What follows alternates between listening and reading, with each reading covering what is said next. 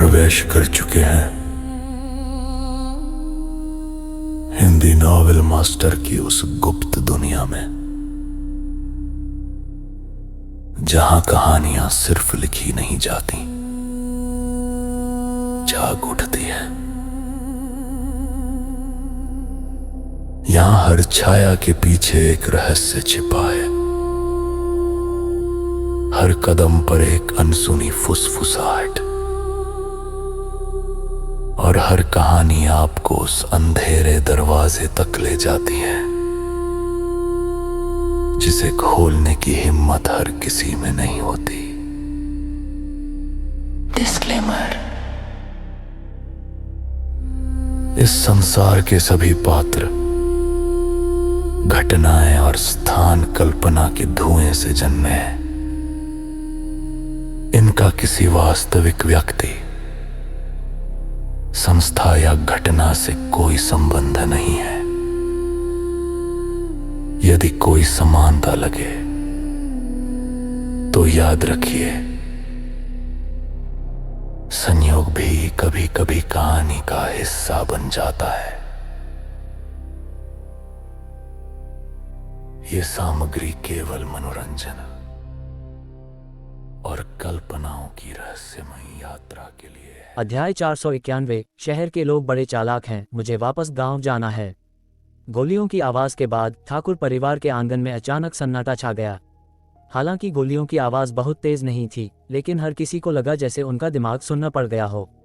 उन्होंने सपने में भी नहीं सोचा था कि जसवंत ठाकुर सचमुच गोली चला देगा, और वह भी रंजीत पर, जिसे उसने कुछ ही देर पहले इतनी शिद्दत से बचाया था। यहाँ तक कि खुद रंजीत भी इतना हक्का बक्का रह गया था कि अपनी पिंडली में गोली लगने के बाद भी उसने तुरंत कोई प्रतिक्रिया नहीं दी, बस अपने सामने खड़े जसवंत ठाकुर को फटी फटी आंखों से घूरता रहा।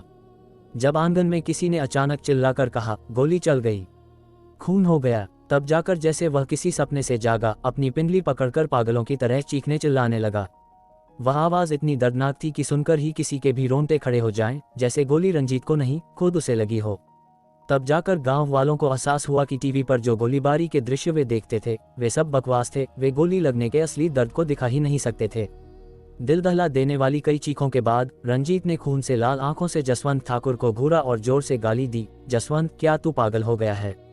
हम एक ही तरफ हैं। तूने मुझ पर गोली चलाने की हिम्मत कैसे की?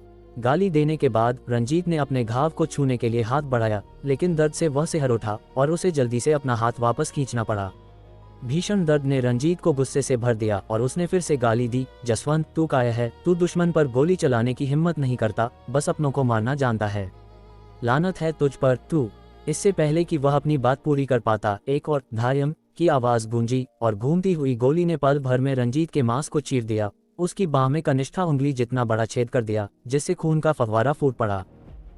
रंजीत के मुंह से एक कान फाड़ देने वाली चीख निकली। अब वह जसवंत ठाकुर के लिए तैयार की गई गालियां पूरी नहीं कर पा रहा था।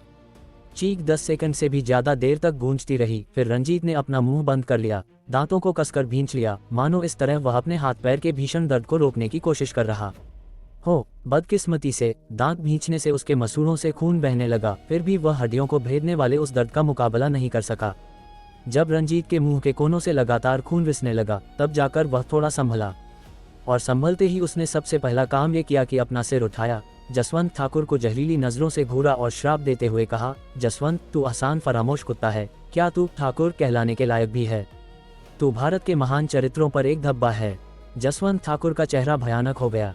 या तो आज तू मुझे जान से मार दे, वरना जब मैं अपने जख्मों से उबर जाऊंगा तो तेरे सारे काले कारनामों का कच्चा चिट्ठा खोल दूंगा। रंजीत ने मुंह में भरे खून के साथ कहा। उसका चेहरा खूंखार लग रहा था। ये सुनते ही जसवंत ठाकुर ने बिना एक शब्द कहे एक और गोली दाग दी, जो रंजीत के दूसरे पैर में लगी।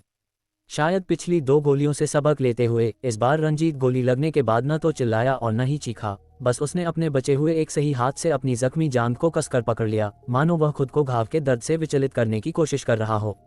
और उसका ये तरीका कुछ असरदार भी लगा, क्योंकि आधे मिनट से भी कम समय में रंजीत ने जसवंत ठाकुर को घूरा और पागलों की तरह हंस पड़ा। मुझे याद है तेरे बेटे ने हाल ही में एक सुंदर कॉलेज स्टूडेंट से शादी की है ना?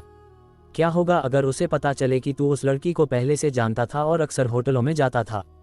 हरामजादे, बकवास बंद कर। जसवंत ठाकुर ने रंजीत की बात पूरी होने का इंतजार नहीं किया। उसने गुस्से में उसे डांटा, उसकी बात को बीच में ही काट दिया। और एक और गोली दाग दी जो रंजीत की बची हुई एक बांह पर लगी।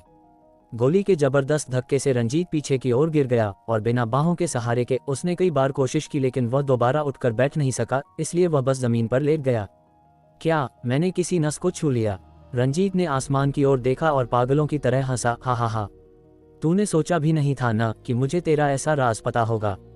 तू चुप रह। जसवंत ठाकुर ने रंजीत के सिर पर बंदूक तान दी। वह कई बार ट्रिगर दबाना चाहता था, लेकिन हर बार उसने खुद को जबरदस्ती रोक लिया। इस समय रंजीत असहनीय पीड़ा में था और बस मौत की कामना कर रहा था, इसलिए उसने उकसाना जारी रखा। मैंने सुना है कि तेरे बेटे की शादी के बाद तूने उन्हें अपने विला से बाहर नहीं जाने दिया। जसवंत ठाकुर का चेहरा बेहद ठंडा पड़ गया था। बाहर वालों को बस यही लगता है कि तू अपने बेटे से दूर नहीं रह सकता, यहाँ तक कि मेरे पिता को भी यही लगा था। लेकिन उन्हें क्या पता कि तेरी पत्नी और बेटे के काम पर जाने के बाद तू और तेरी बहू विला में हर दिन कितने जंगली हो जाते थे। सोफे पर, रसोई में, यहाँ तक कि बालकनी में भी तुम्हारी कसरत के बाद पसीने के निशान तो जरूर होंगे, है न? चुप रह धायम, चुप रह धायम, मैंने कहा चुप रह धायम। जसवंत ठाकुर गुस्से से फट पड़ा। हर बार चुप रह चिल्लाते हुए ट्रिगर दबाता गया।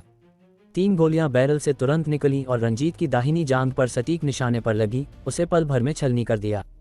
उद्धरण चिन्ह ... उद्धरण चिन्ह। भीषण दर्द ने रंजीत को दांत भींचने पर मजबूर कर दिया। वह काफी देर तक खामोश रहा और आंगन के आसपास मौजूद लोग रंजीत की बातें सुनने के बाद पूरी तरह सन्न रह गए। और जब उन्होंने दोबारा जसवंत ठाकुर की ओर देखा तो उनके चेहरों के भाव बेहद रंगीन हो गए। इतनी धमाकेदार खबर, क्या मुझ जैसे फालतू आदमी को ये सब सुनने का हक है? ये तो सचमुच घर जमाई निकला, इसके कारनामे तो अद्भुत हैं। एक आम इंसान के लिए तो ऐसी बात सोचना भी नामुमकिन होगा। शहर वालों की चालें बड़ी गहरी होती हैं। मुझे वापस गांव जाना है। 1 मिनट, मैं तो पहले से ही गांव में हूं ना। अनिल पाटिल जैसे नौजवानों ने जज्बात के साथ सिर हिलाया, जसवंत ठाकुर के कारनामों पर अचरज जताया।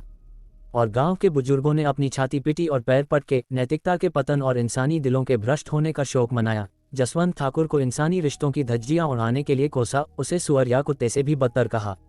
रंजीत, तू मुझ पर इस तरह कीचड़ उछाल रहा है, क्या तुझे डर नहीं लगता कि मैं तुझे गोली मार दूंगा? जसवंत ठाकुर ने चारों तरफ से लगातार आरोप सुनकर तुरंत भड़कते हुए अपना बचाव किया। इस पल रंजीत भी थोड़ा संभल गया। कीचड़ उछालना? ऐसे समय में भी तू अपनी छवि साफ करने की सोच रहा है? लेकिन क्या तू यह नहीं जानना चाहता कि मुझे इतनी बारीक बातें कैसे पता हैं? उद्धरण चिन्ह ... उद्धरण चिन्ह।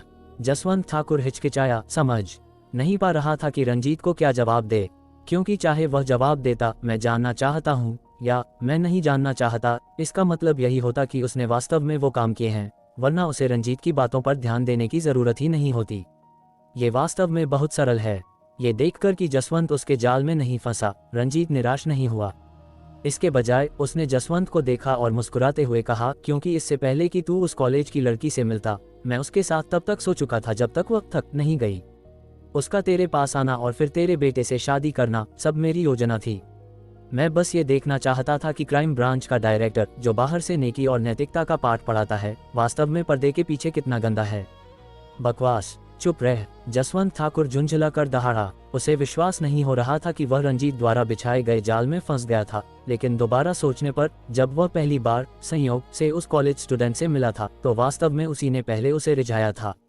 और अपने बेटे से शादी करने के बाद भी वह उससे चिपकी रही, यहाँ तक कि विला से बाहर जाने को भी तैयार नहीं थी।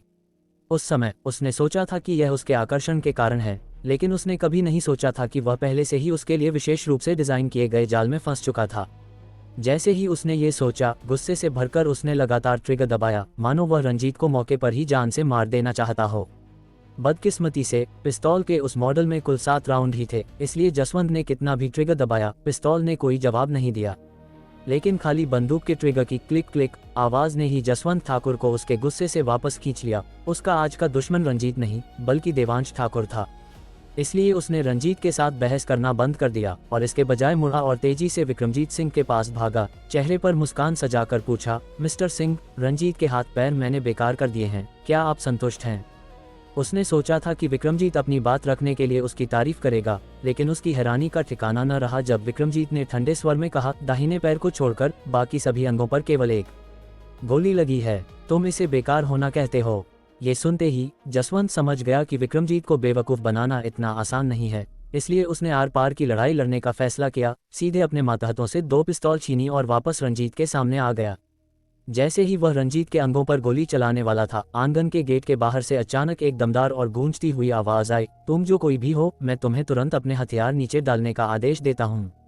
सभी ने आवाज की दिशा में देखा और वर्दीधारी सैनिकों की एक टुकड़ी को देखा जो सबमशीन गन थामे हुए थे और आंगन के अंदर जसवंत ठाकुर पर निशाना साधे हुए थे। जसवंत ठाकुर मौके पर ही सन रह गया। उसने कभी उम्मीद नहीं की थी कि इस छोटे से नागपुर गांव में वास्तव में सेना तैनात होगी, लेकिन वह जल्दी ही खिल उठा। फिर तुरंत अपनी पिस्तौल ऊपर उठाए और सेना की टुकड़ी का नेतृत्व कर रहे उस व्यक्ति से चिल्लाकर कहा, मैं ठाणे क्राइम ब्रांच का डायरेक्टर जसवंत ठाकुर हूं, जो वर्तमान में तस्करों को पकड़ने के लिए एक मिशन पर है। मुझे बुरी ताकतों द्वारा मजबूर किया गया था और मेरे पास गोली चलाने और किसी को घायल करने के अलावा कोई विकल्प नहीं था। मैं भाई यूनिट से मदद का अनुरोध करता हूँ। ये चिल्लाने के बाद जसवंत ठाकुर खुशी से झूम उठा। विक्रमजीत सिंह, तुम चाहे कितने भी ताकतवर क्यों न हो, मुझे विश्वास नहीं कि तुम भारतीय सेना से मुकाबला कर सकते हो, और अगर तुम सेना द्वारा गोली मारकर मारे गए तो ठाणे में तुम्हारे भाई कभी उनसे बदला लेने की हिम्मत नहीं करेंगे और न ही वे मुझे दोष देंगे। इस तरह मैं किसी और के कंधे पर रखकर बंदूक चला सकता हूं और बाद में मलाई खा सकता हूं। ये तो बिल्कुल सही मौका है। अध्याय 492। दीपिका का दिमाग चकरा गया। जब गांव वालों ने जसवंत ठाकुर की बातें सुनी तो उनके चेहरे तुरंत काले पड़ गए। उन्होंने बेशर्म लोग देखे थे, लेकिन जसवंत जैसा बेशर्म कभी नहीं देखा, जिसने इतने सारे गांव वालों के सामने बिना किसी हिचकिचाहट के सच को तोड़ मरोड़ कर पेश कर दिया।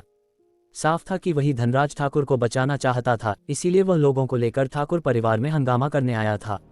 जब बलवंत ठाकुर और अन्य लोगों ने केस वापस लेने से असहमति जताई तो उसने देवांश को जबरन गिरफ्तार करने के लिए अपने अधिकार का इस्तेमाल किया। नतीजतन रंजीत द्वारा बुलाया गया कुली आया और उसे धमकाया। हताशा में उसने खुद रंजीत के अंगों में गोली मारी, लेकिन उसके मुंह से यह बुरी ताकतों द्वारा मजबूर किया जाना बन गया।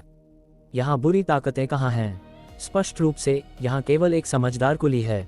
इसलिए जैसे ही जसवंत ठाकुर ने बोलना बंद किया, आसपास के गांव वाले बोलने लगे, शोर मचाने लगे, जिससे कैप्टन करण शेरगिल के सिर में दर्द हो गया। जब से कर्नल रोशनी पाटिल पहाड़ में दाखिल हुई थी, कैप्टन करण बेचैन थे। इसलिए कल जब रोशनी पाटिल पहाड़ में गईं, तब से वह गांव के विभिन्न हिस्सों में गश्त कर रहे थे, इस डर से कि कहीं कोई चूक गांव वालों को बड़ा नुकसान न पहुंचा दे। तभी तो, क्योंकि कैप्टन करण और पूरे कैंप के सैनिक व्यस्त थे, कल दोपहर जब धनराज ठाकुर का परिवार हंगामा करने आया तो कैंप ने व्यवस्था बनाए रखने के लिए किसी को नहीं भेजा। आखिरकार उनकी सर्वोच्च प्राथमिकता अब उस अजीब गति वाले जॉम्बी को पकड़ना थी। जहां तक गांव वालों के बीच मामूली झगड़ों की बात थी, उनके पास उन पर ध्यान देने का बिल्कुल समय नहीं था। फिर भी सुबह करीब 2 बजे कैप्टन करण ने कुछ सैनिकों का नेतृत्व किया और चुपचाप ठाकुर परिवार के आंगन के बाहर घात लगाकर बैठ गए। उस समय एक सैनिक ने पूछा कि उन्हें विशेष रूप से ठाकुर परिवार के आंगन के बाहर घात क्यों लगानी पड़ी। कैप्टन करण को उस समय पता नहीं था, इसलिए जवाब देने में असमर्थ होने पर वे केवल इतना कह सके कि यह चीफ रोशनी पाटिल का आदेश था और सभी को बस आदेश का पालन करना चाहिए। चूंकि वे पेशेवर रूप से प्रशिक्षित थे, इसलिए अनिल पाटिल और अन्य लोगों ने उन्हें नहीं देखा। इसके बजाय उन्होंने अनिल और अन्य लोगों की गतिविधियों को स्पष्ट रूप से देखा। जब कैप्टन करण को पता चला कि रंजीत ने भी आदमियों का इंतजाम किया है, तो उन्हें तुरंत लगा कि मामला इतना आसान नहीं है और जल्द ही कुछ न कुछ होने वाला है। और वही हुआ। थोड़ी देर बाद एक कार गांव में दाखिल हुई। कार बहुत सतर्क थी। वह मुख्य सड़क पर रुक गई और फिर 4 लोग कार से बाहर निकले और चुपके से ठाकुर परिवार के आंगन में घुस गए। ये देखकर रोशनी पाटिल के लिए कैप्टन करण की प्रशंसा एक उमड़ती हुई नदी की तरह थी। निरंतर और अंतहीन उन्होंने न केवल भविष्यवाणी की कि कोई चोरी करने आएगा, बल्कि अपराध का सही समय भी बता दिया। यह उन्हें हैरान कैसे न करता, लेकिन उन्होंने जो उम्मीद नहीं की थी वह ये थी कि देवांश ने भी इसका अनुमान लगा लिया था, जिससे उन्होंने देवांश इस वैद्य को थोड़े और सम्मान के साथ देखा। जब आंगन से धनराज और अन्य लोगों की दिल दहला देने वाली चीखें आईं, तो एक सैनिक ने उनसे पूछा कि क्या उन्हें हस्तक्षेप करना चाहिए। कैप्टन करण को तुरंत याद आया कि चीफ रोशनी पाटिल ने जाते समय क्या निर्देश दिए थे, जब तक कोई मर नहीं जाता उन्हें बस किनारे से तमाशा देखना चाहिए और हस्तक्षेप नहीं करना चाहिए। इसलिए वे अंधेरे में तब तक छिपे रहे जब तक कि धनराज और उनके समूह को पुलिस की गाड़ी में नहीं ले जाया गया, और फिर वे चुपचाप पीछे हट गए, ठीक वैसे ही जैसे वे आए थे, बिना किसी को खबर किए। और आज सुबह तक, क्योंकि रोशनी पाटिल ने पहले से कोई विशेष व्यवस्था नहीं की थी, इसलिए उन्होंने विशेष रूप से ठाकुर परिवार के आंगन की रखवाली के लिए लोग नहीं भेजे थे। इसके अलावा देवांश ने जानबूझकर आंगन की आवाज़ों को बाहर जाने से रोक दिया था, जिसका मतलब था कि उन्हें नहीं पता था कि विक्की मल्होत्रा लोगों को लेकर ठाकुर परिवार में हंगामा करने आया था, और स्वाभाविक रूप से उन्होंने जांच के लिए किसी को नहीं भेजा था। लेकिन अब स्थिति अलग थी। उन्होंने गांव में गोलियों की आवाज़ सुनी थी, इसलिए वे बिना देर किए कर्मियों को भेजते हुए वहां पहुंच गए। कैप्टन करन ने शुरू में सोचा था कि इस दिशा में सैनिकों ने ज़ॉम्बी के निशान खोज लिए हैं और चेतावनी के तौर पर गोलियां चलाई हैं, लेकिन उन्हें उम्मीद नहीं थी कि कोई वास्तव में बंदूक के साथ हिंसा कर रहा था और अपराधी एक 1 स्टार फर्स्ट ग्रेड अधिकारी था। जसवंत ठाकुर और गांव वालों को अपनी अपनी बात रखते हुए सुनकर कैप्टन करन इस समय वास्तव में परेशान हो गए थे। हालांकि वे जल्दी ही शांत हो गए, भीड़ पर एक नज़र डाली, मीना पाटिल को देखा और फिर सीधे उनके पास गए। उनसे पूछा कि आखिर क्या चल रहा है। पिछली बार मेजर कुलकर्णी की घटना को संभालने से उन्हें मीना पाटिल के बारे में कुछ अंदाजा था। वे जानते थे कि यह महिला साधारण गांव की महिलाओं से अलग थी, जिसके पास अपेक्षाकृत स्पष्ट और सटीक तर्क थे। घटनाओं के क्रम को सुनने के लिए दूसरों की तुलना में उनकी बात सुनना आसान और अधिक कुशल था। इससे भी महत्वपूर्ण बात यह है कि नागपुर गांव के अधिकांश निवासी बहुत कम अपवादों के साथ बहुत सरल और ईमानदार थे। वे सच को तोड़ मरोड़ कर पेश नहीं करेंगे या सही और गलत में अंतर करने में असमर्थ नहीं होंगे। और मीना पाटिल ने उन्हें निराश नहीं किया, उन्होंने कुछ शब्दों में मामला स्पष्ट कर दिया। मीना पाटिल की व्याख्या सुनने के बाद कैप्टन करन के पास मौजूदा स्थिति का एक सामान्य आकलन था, इसलिए वे रंजीत के पास गए, बस एक नज़र डाली और तुरंत किसी से मेजर डॉक्टर सक्सेना को जल्दी से बुलाने के लिए कहा। रंजीत के पिछले अपराध चाहे कितने भी जघन्य क्यों न हो, जब तक वह कैप्टन करन यहाँ थे, वे उसे अपनी आंखों के सामने मरने नहीं दे सकते थे। आखिरकार उनका कर्तव्य देश और उसके लोगों की रक्षा करना था और यह सुनिश्चित करना था कि भारत के नागरिक अच्छी तरह से जी सकें। जहां तक रंजीत के अपराधों की बात है, यह अदालत के विचार करने का मामला था और इसका उनसे कैप्टन करन से कोई लेना देना नहीं था। इस पल एक संचारकर्मी कैप्टन करन के कान के पास दौड़ा और कुछ फुसफुसाया। सुनने के बाद कैप्टन करन ने सिर हिलाया और फिर उसे जाने का इशारा किया और संचारकर्मी ने उन्हें जो बताया वह बस एक बहुत ही सरल वाक्य था। ये सत्यापित हो गया है कि जसवंत ठाकुर की पहचान असली है। डायरेक्टर ठाकुर, आप यहाँ कौन सा नाटक कर रहे हैं? परिवार से ऊपर कर्तव्य, अपने ही भतीजे को व्यक्तिगत रूप से गोली मारने की योजना बना रहे हैं? कैप्टन करन ने व्यंग्य के साथ पूछा। शायद मीना पाटिल का परिचय सुनने के बाद, लेकिन उन्हें जसवंत ठाकुर के बारे में अच्छी राय नहीं थी। इसके अलावा क्या सिगरेट की तस्करी जैसा अपराध एक डायरेक्टर के लिए व्यक्तिगत रूप से गिरफ्तारी करने आने के लायक है? कोई विश्वास नहीं करेगा। साहब, यह एक गलतफहमी है, मुझे मजबूर किया गया था। जसवंत ठाकुर ने एक पीड़ित की तरह कहा, जैसे कि उसके साथ सचमुच कोई अन्याय हुआ हो। आप थाने क्राइम ब्रांच के प्रतिष्ठित डायरेक्टर हैं। इस आंगन में और कौन आपको मजबूर कर सकता है? कैप्टन करन ने रूखेपन से पूछा। कैप्टन करन की मौजूदगी में जसवंत ठाकुर इस समय बहुत अधिक मुखर था और विक्रमजीत से भिड़ने से नहीं डर रहा था। इसलिए उसने सीधे विक्रमजीत की ओर इशारा किया और कैप्टन करन से कहा, साहब, ये वही है, विक्रमजीत सिंह, थाने का सरदार, एक असली बुरी ताकत। जल्दी जाओ और उसे गिरफ्तार करो। उसने जानबूझकर भड़काने वाले अंदाज में बात की। उसका उद्देश्य विक्रमजीत को गुस्से में लाना था, क्योंकि तभी सेना हस्तक्षेप करेगी और उसे खत्म कर देगी। लेकिन वह इंतजार करता रहा और फिर भी उसे विक्रमजीत से कोई प्रतिक्रिया नहीं मिली, जिससे वह बेहद निराश हो गया। जैसे ही उसने ये शब्द कहे, गांव वाले और ठाकुर परिवार के सदस्य सभी सन्न रह गए। क्या वह देवांश द्वारा सामान ले जाने के लिए रखा गया कुली नहीं था? वह अचानक थाने का सरदार विक्रमजीत सिंह कैसे बन गया? खासकर दीपिका, वह पूरी तरह से स्तब्ध थी। उसे स्पष्ट रूप से याद था कि गणपत भाव और उस व्यक्ति ने विशेष रूप से विक्रमजीत से पूछा था कि क्या वह थाने का सरदार विक्रमजीत सिंह है, नए साल के लिए घर जाने से पहले।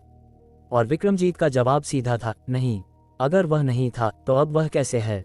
सबसे महत्वपूर्ण बात यह है कि थाने के प्रतिष्ठित सरदार विक्रमजीत सिंह ने व्यक्तिगत रूप से देवांश के नए साल के सामान को पहुंचाया और नए साल के दिन देवांश के कुली के रूप में भी काम किया। देवांश के पास ऐसी कौन सी खूबी और काबिलियत है जो थाने के सरदार विक्रमजीत सिंह को इतना कुछ करने पर मजबूर कर दे? क्या सिर्फ इसलिए कि वह कुछ बदबूदार गोलियां बेचता है? ये सोचते हुए दीपिका को लगा कि ये दुनिया बहुत पागल है और उसका दिमाग अब फटने ही वाला है। अध्याय 493, जल्दबाजी मत करो, असली खेल तो अब शुरू हुआ है। उत्तेजित दीपिका और अन्य लोगों की तुलना में तुषार और लकी बहुत शांत थे। वे पहले से ही जानते थे कि विक्रमजीत सिंह थाने का ड्रैगन मुखिया है और वह देवांश के प्रति बेहद सम्मानजनक था।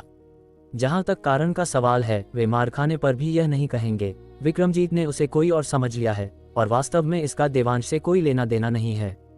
कैप्टन करन ने भी उम्मीद नहीं की थी कि पारंपरिक परिधान में खड़ा अधेड़ उम्र का आदमी जो हाथ में माला फेर रहा था, वास्तव में थाने का मशहूर ड्रैगन हेड विक्रमजीत सिंह था।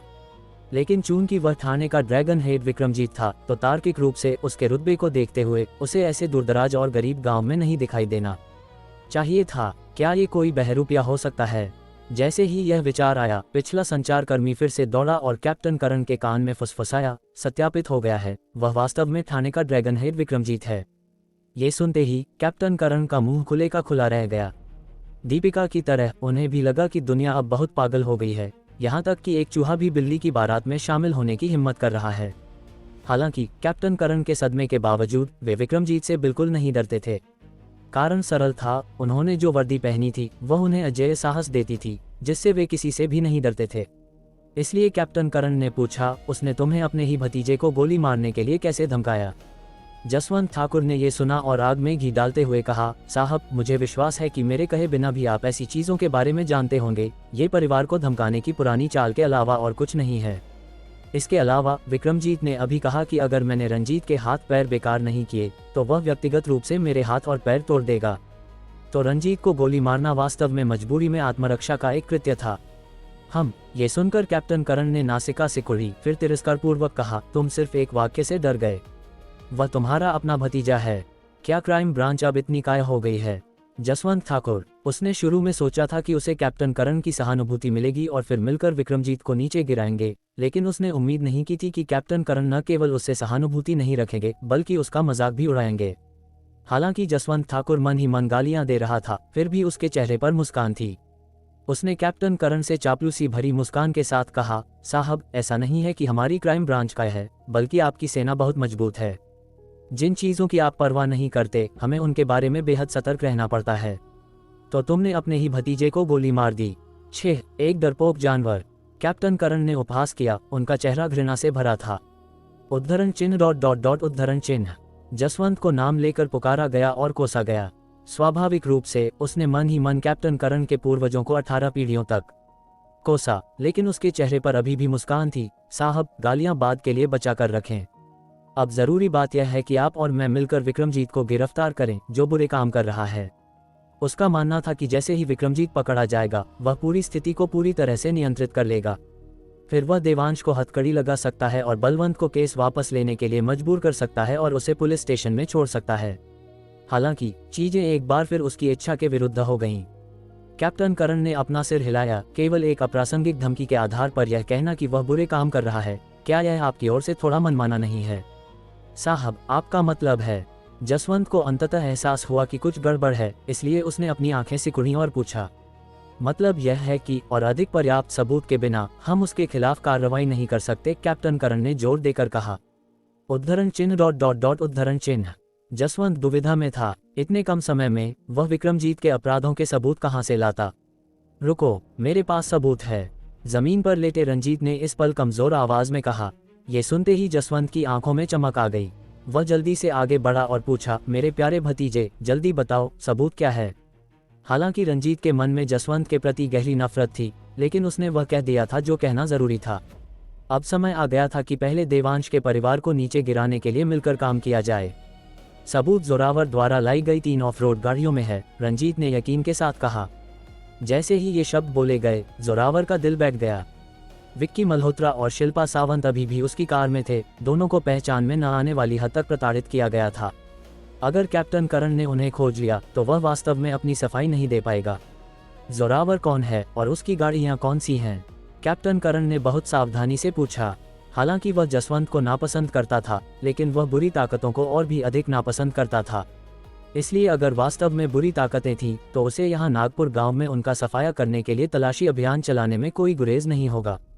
ये सुनते ही रंजीत ने कैप्टन करण को गाड़ियां दिखाने के लिए उठने की कोशिश की, लेकिन जैसे ही उसने हरकत की, उसके अंगों के भीषण दर्द ने उसे तड़पा दिया, जिससे वह जमीन पर हवा के लिए हौंफने लगा। काफी देर तक बोल नहीं पाया। कैप्टन करण बेबस थे और केवल वहां खड़े होकर रंजीत के आराम करने और फिर यह बताने का इंतजार कर सकते थे कि कौन सी विशिष्ट कार थी। हालांकि कैप्टन करण अभी कार दर कार तलाशी ले सकते थे, लेकिन ये जनता की गोपनीयता के प्रति असभ्य और बेहद गैर जिम्मेदाराना होता। जब कैप्टन करण चुपचाप इंतजार कर रहे थे, विक्रमजीत पहले ही चुपचाप देवांश के पास आ गया था और बहुत ही बचकाने तरीके से जमीन पर उकड़ू बैठ गया। पीहू के साथ चींटियों को घर ले जाते हुए देखने लगा। मास्टर देवांश, मिस्टर देवांश, अगर उस आदमी को जोरावर की कार मिल गई तो मुझे डर है कि इस मामले को सुलझाना मुश्किल होगा, विक्रमजीत ने देवांश से फुसफुसाते हुए कहा। विक्रमजीत चाहे कितना भी जबरदस्त क्यों न हो, वह सेना से मुकाबला नहीं कर सकता था। इसलिए जब ये सैनिक पहली बार दिखाई दिए तो विक्रमजीत थोड़ा घबरा गया था, क्योंकि वह सेना से नहीं निपट सकता था। जसवंत ठाकुर अपने लक्ष्यों को प्राप्त करने के लिए दूसरों का उपयोग करने की बहुत संभावना रखता था। अगर वह तब असफल हुआ तो मास्टर देवांश प्रभावित होंगे, और यह वह स्थिति थी जिसे वह बिल्कुल नहीं देखना चाहता था किसी भी कीमत पर। यह वास्तव में बहुत सरल था। वह मास्टर देवांश के दिमाग में बेकार होने की छाप नहीं छोड़ना चाहता था, क्योंकि अगर ऐसा हुआ तो मास्टर देवांश शायद उसे आगे गतिविधियों में शामिल न करें। आखिरकार थाने का ड्रैगन हेड नाम का ही विक्रमजीत होना जरूरी नहीं था। ये सोचते हुए विक्रमजीत की आंखें अचानक तीखी हो गईं और उसने देवांश से पूछा, मिस्टर देवांश, क्यों न मैं बाहर जाकर जुआ खेलूं और पहले जसवंत को मार डालूं? भले ही तब मैं सेना द्वारा मारा जाऊं, आप खतरे से बाहर होंगे। लेकिन देवांश मुस्कुराया और अपना सिर हिलाया, कहा, घबराने की कोई जरूरत नहीं है। भले ही उन्हें जोरावर की कार मिल जाए, करण तुम्हें हाथ नहीं लगाएगा और मुझे जसवंत द्वारा नहीं ले जाया जाएगा। मिस्टर देवांश, मैं जानता हूं कि आप कुशल हैं, लेकिन सामने वाला पक्ष सेना है। अगर हम सीधे टकराव से बच सकते हैं तो हमें बिल्कुल बचना चाहिए, अन्यथा हम ही पीड़ित होंगे। विक्रमजीत को चिंता थी कि देवांश सेना के खिलाफ कार्रवाई करेगा और तुरंत उसे ठंडा पसीना आ गया। वह भारतीय सेना थी, एक असली राज्यतंत्र। भले ही आप एक सिद्ध महागुरु हों, यदि आप राज्यतंत्र को उकसाते हैं तो केवल एक ही अंत होगा, मौत। उसे चिंता थी कि देवांश बहुत छोटा है और इतना अहंकारी होगा कि खुद को अजेय समझे। अगर ऐसा हुआ तो वह मौत से ज्यादा दूर नहीं होगा।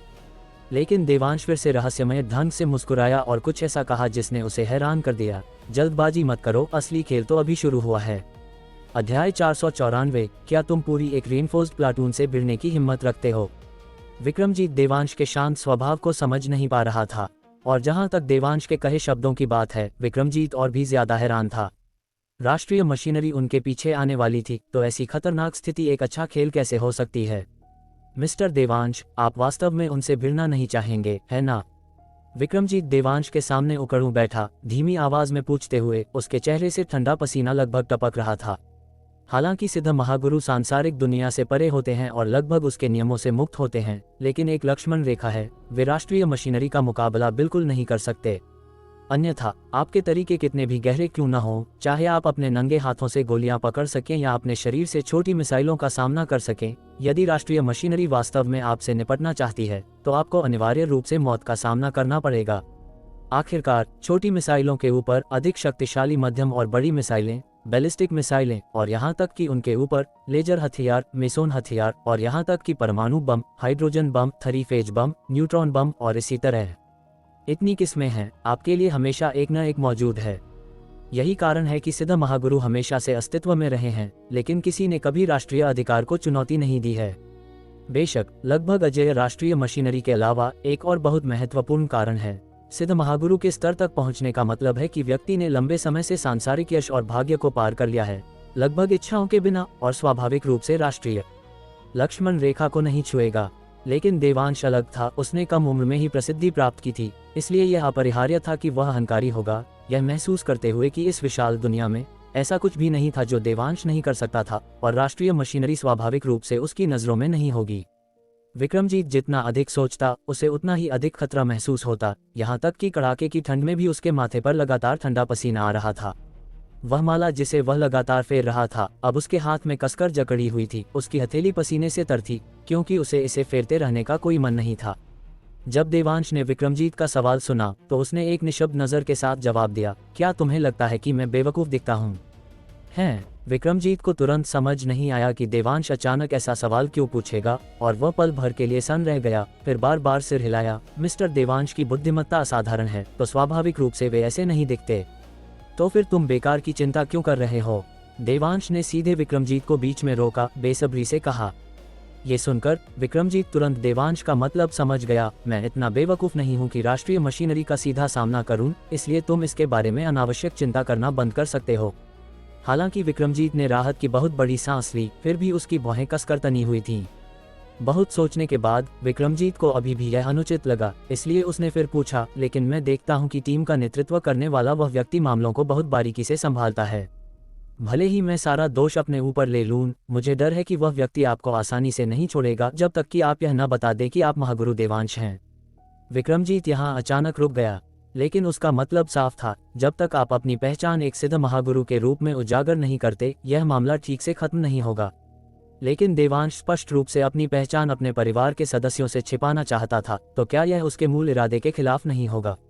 यही कारण था कि विक्रमजीत की भौहें कसकर तनी हुई थी। उसे कैप्टन करण द्वारा ले जाए जाने की बिल्कुल चिंता नहीं थी। वह एक सख्त जान था। क्या वह उबलते पानी से डरेगा? इसके अलावा वह वास्तव में इस मामले में शामिल नहीं था, इसलिए भले ही वे जांच करें, उन्हें उस पर कुछ नहीं मिलेगा। इसकी कोई जरूरत नहीं है, बस इंतजार करो और तमाशा देखो, देवांश ने उदासीनता से कहा, फिर अपना हाथ हिलाया, बेसब्री से विक्रमजीत को जाने का इशारा किया। यह आदमी लगातार बकबक कर रहा था, अपनी बेटी के साथ चींटियों को देखने के उसके समय में बाधा डाल रहा था।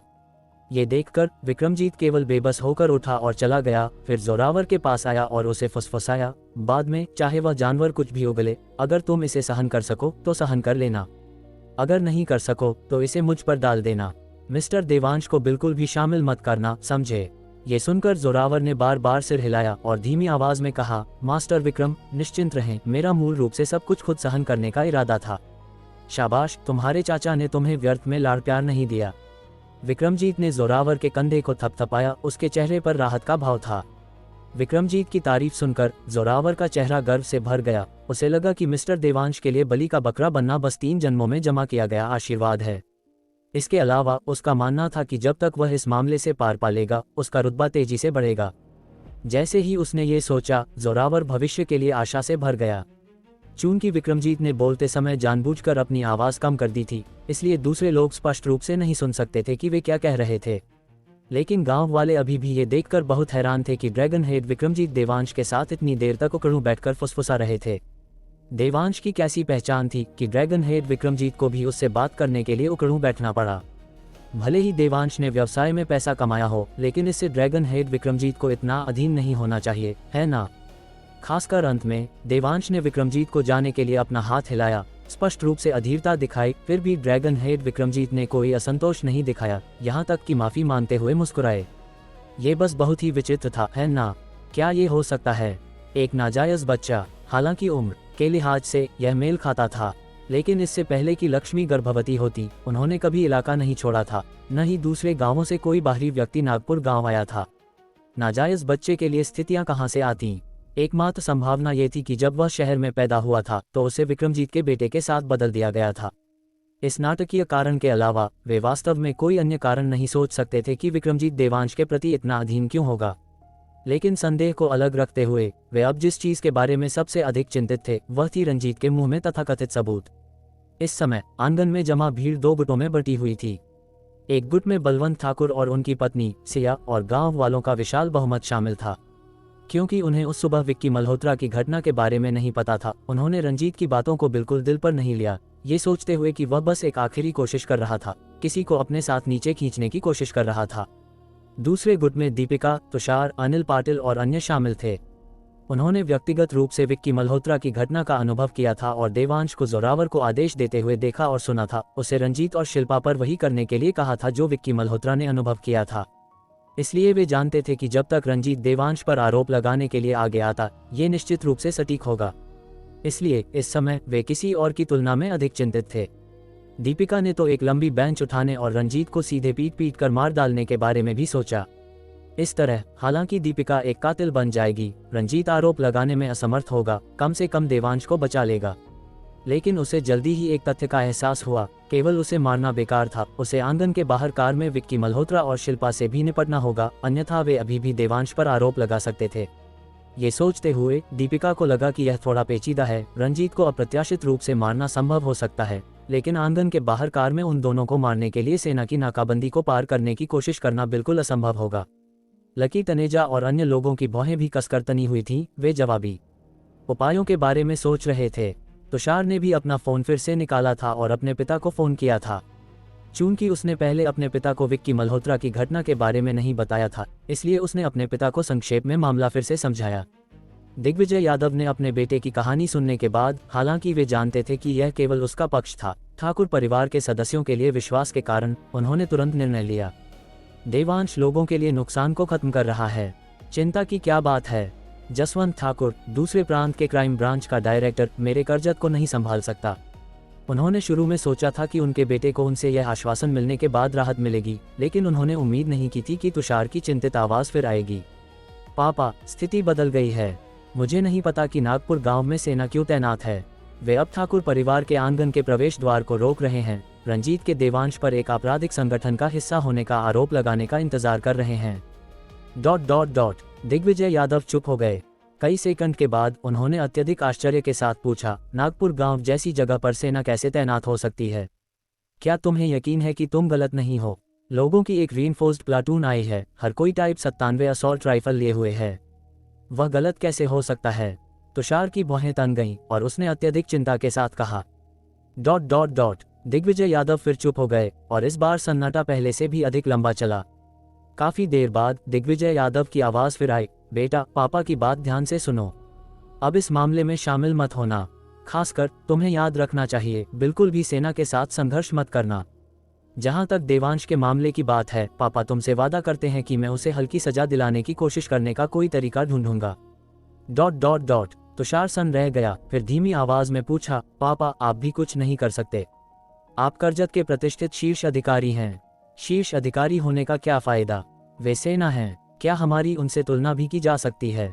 कोई तुलना ही नहीं है। ठीक है, तुम देवांश से भी कहो कि बिल्कुल विरोध न करे। शायद अगर अपराध स्वीकार करने का उसका रवैया अच्छा हो तो उसे हल्की सजा मिल सकती है। दिग्विजय यादव ने अपनी बात पूरी करने के बाद फोन काट दिया। तुषार जानता था कि उसके पिता कोई पत्थर दिल इंसान नहीं थे, अन्यथा वे नए साल के दूसरे दिन की सुबह सड़क पर नाकाबंदी करने के लिए सहमत नहीं होते। जसवंत ठाकुर और उसके समूह को जबरन रोकने की तैयारी कर रहे थे, सिर्फ देवांश को रखने के लिए। बात बस इतनी थी कि इस बार ये वास्तव में उनकी क्षमताओं से अधिक हो गया था। इसलिए तुषार बहुत स्पष्ट था कि उसके पिता ने वास्तव में अपनी पूरी कोशिश की थी। उसने अपना फोन रखा और लकी और अन्य लोगों की ओर अपना सिर हिलाया। दीपिका, लकी और अन्य लोगों ने तुरंत अपनी भौहें सिकोड़ लीं, चिंतित और बेचैन, क्योंकि निराशा की लहर तेजी से फैल गई।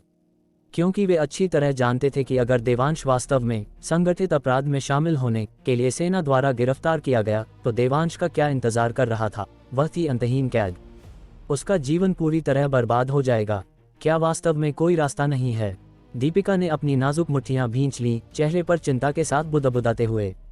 तुषार ने अचानक उम्मीद भरी नजरों से लकी तनेजा को देखा। इससे पहले कि वह बोल पाता, लकी सिहर उठा, मुझे ऐसे मत देख, मेरी तो वैसे ही फटी पड़ी है।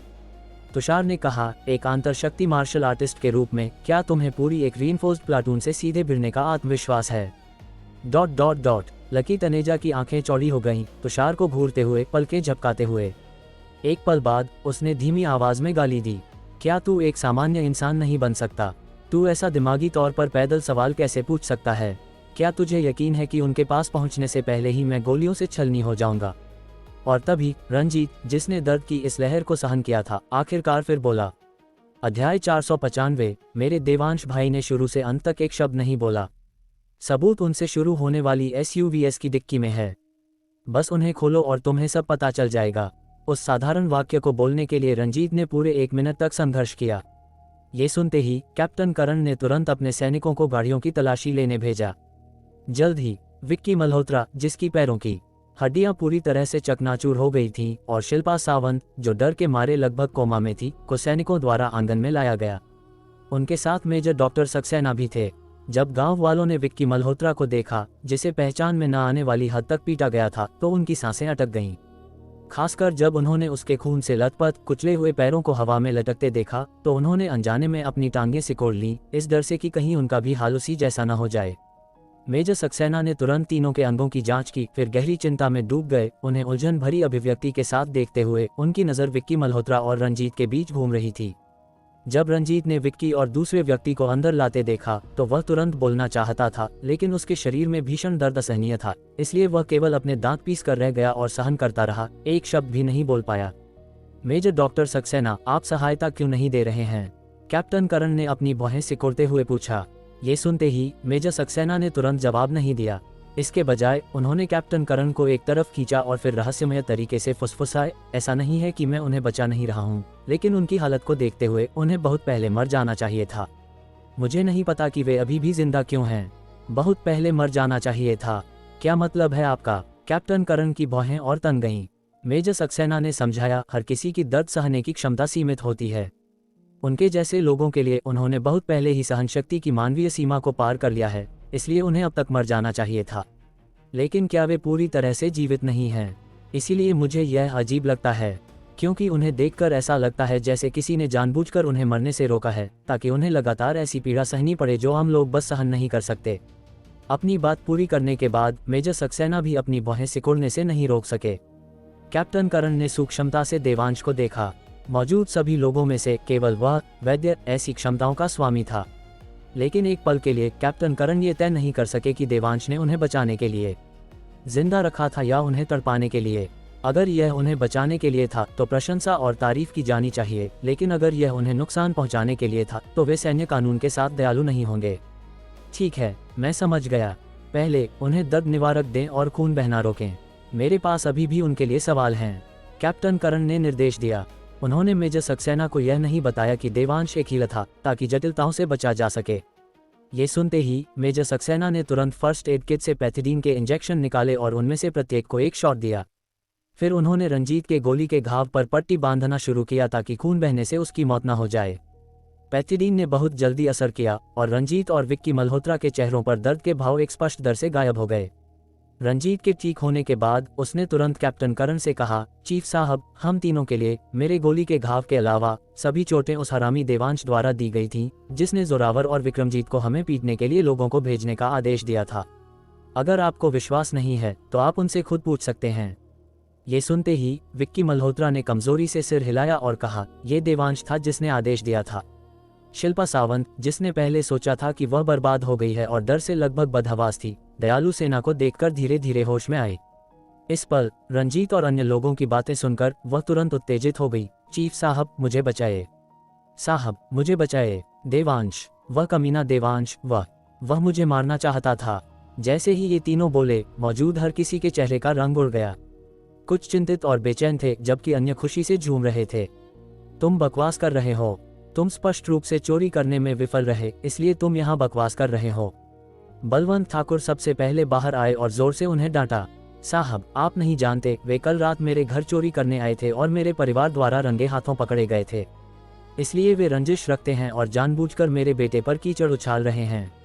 बलवंत ठाकुर ने जल्दबाजी में समझाया, इस डर से कि कैप्टन करण गलत समझेंगे।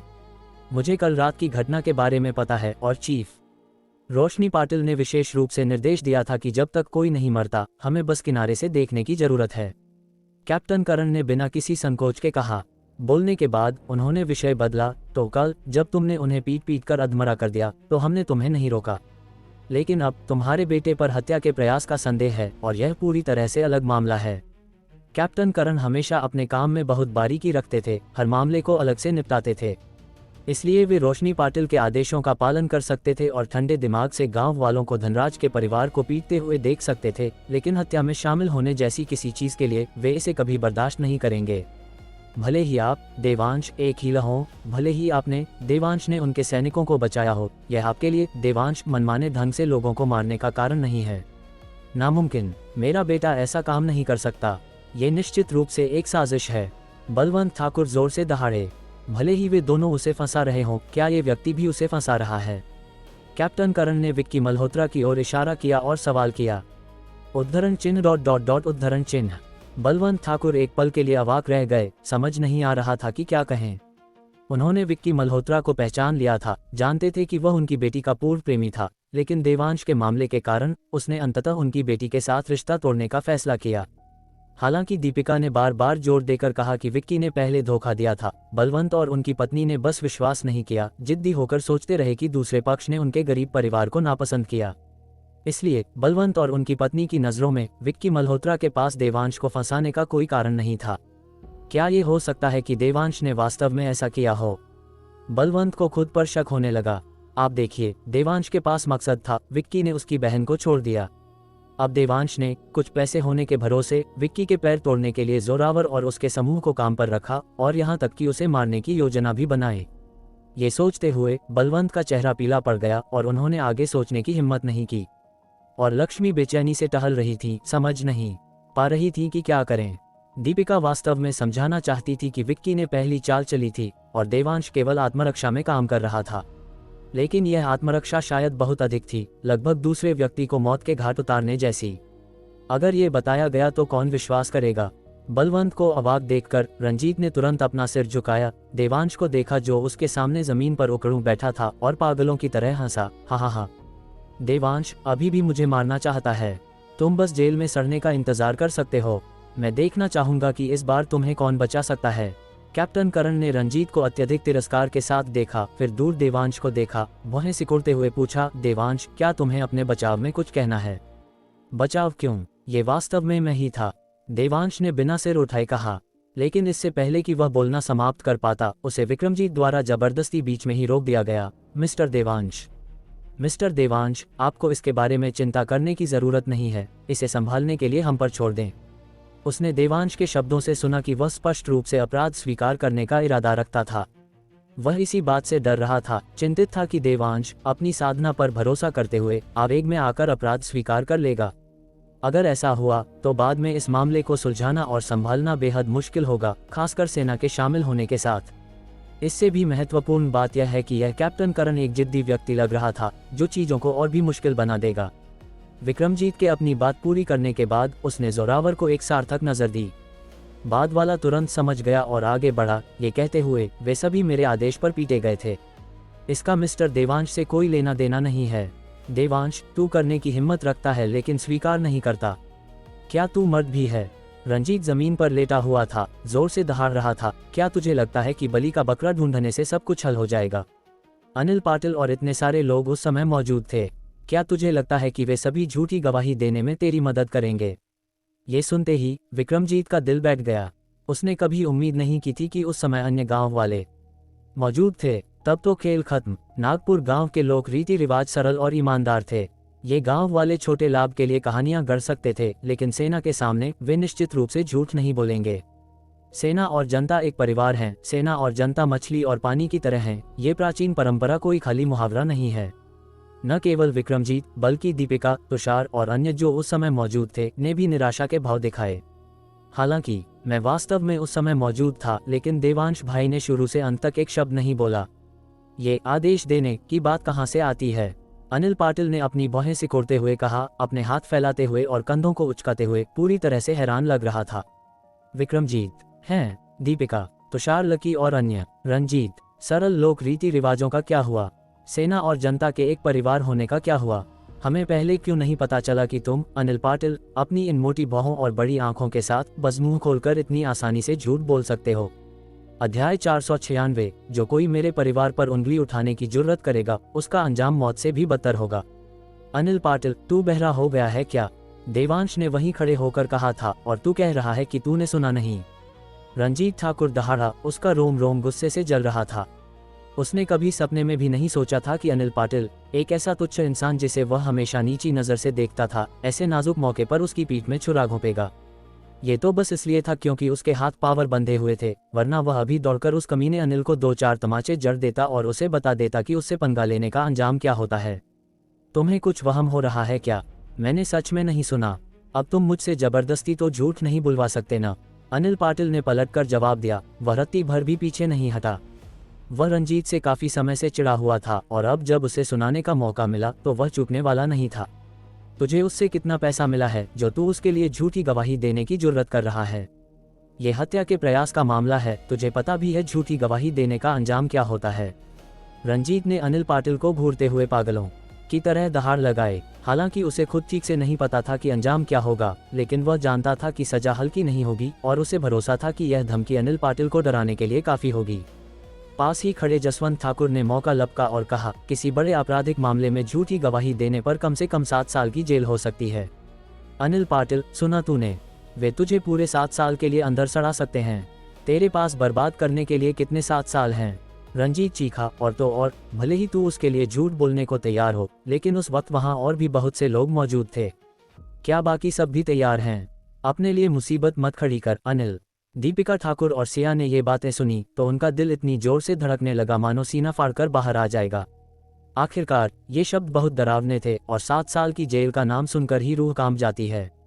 अनिल पाटिल एक साधारण किसान का बेटा था, जिसके ऊपर बूढ़े माँ बाप की जिम्मेदारी थी। वह ऐसा डर बर्दाश्त नहीं कर सकता था। रंजीत भी आत्मविश्वास से भरा था। उसे यकीन था कि चाचा भतीजे की जुगलबंदी के बाद अनिल पाटिल घबराहट में सच उगल देगा।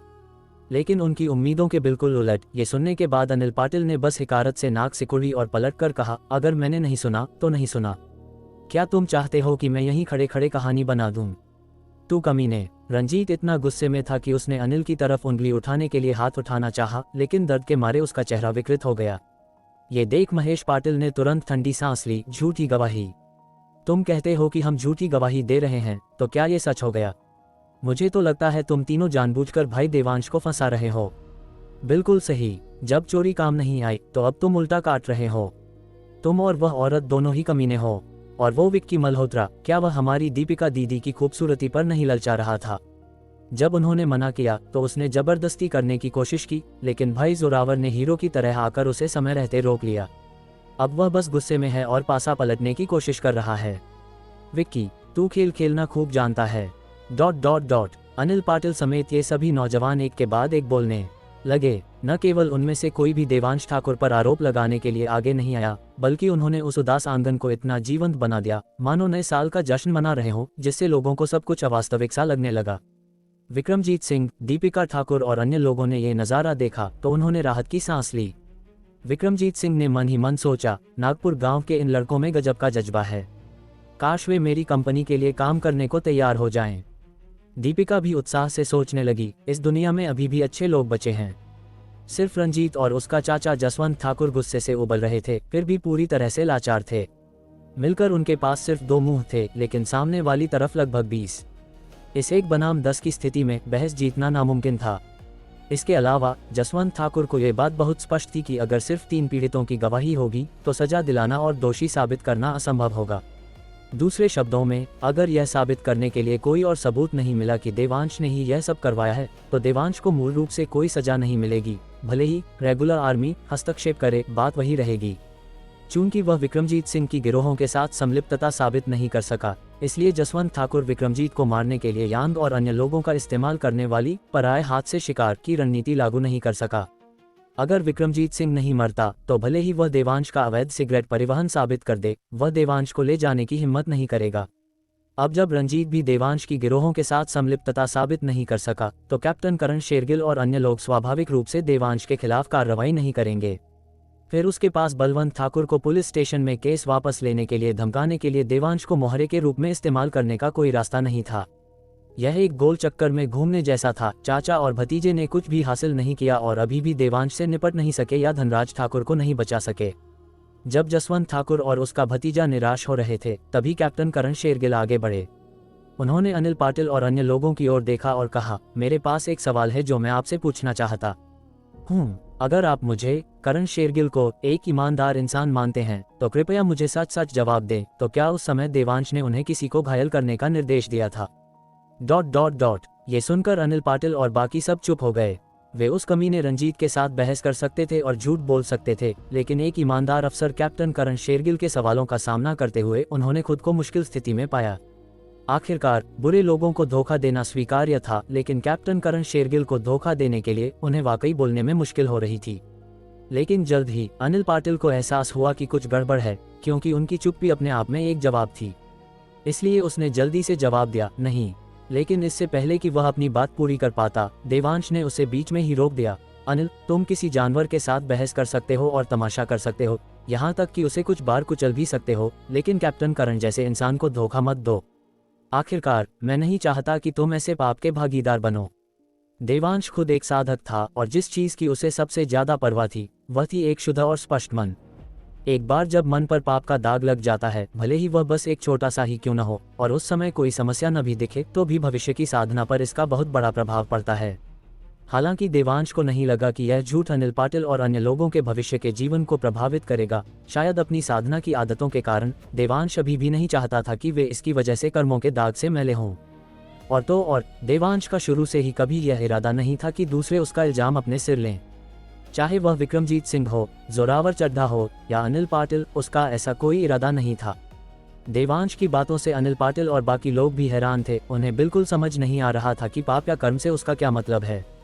आखिरकार जब तक वे सब इस बात पर अड़े रहते कि देवांश ने उस समय कुछ नहीं कहा था, तब तक कैप्टन करण की सैन्य शक्ति कितनी भी बड़ी क्यों न हो, वे देवांश का कुछ नहीं बिगाड़ सकते थे।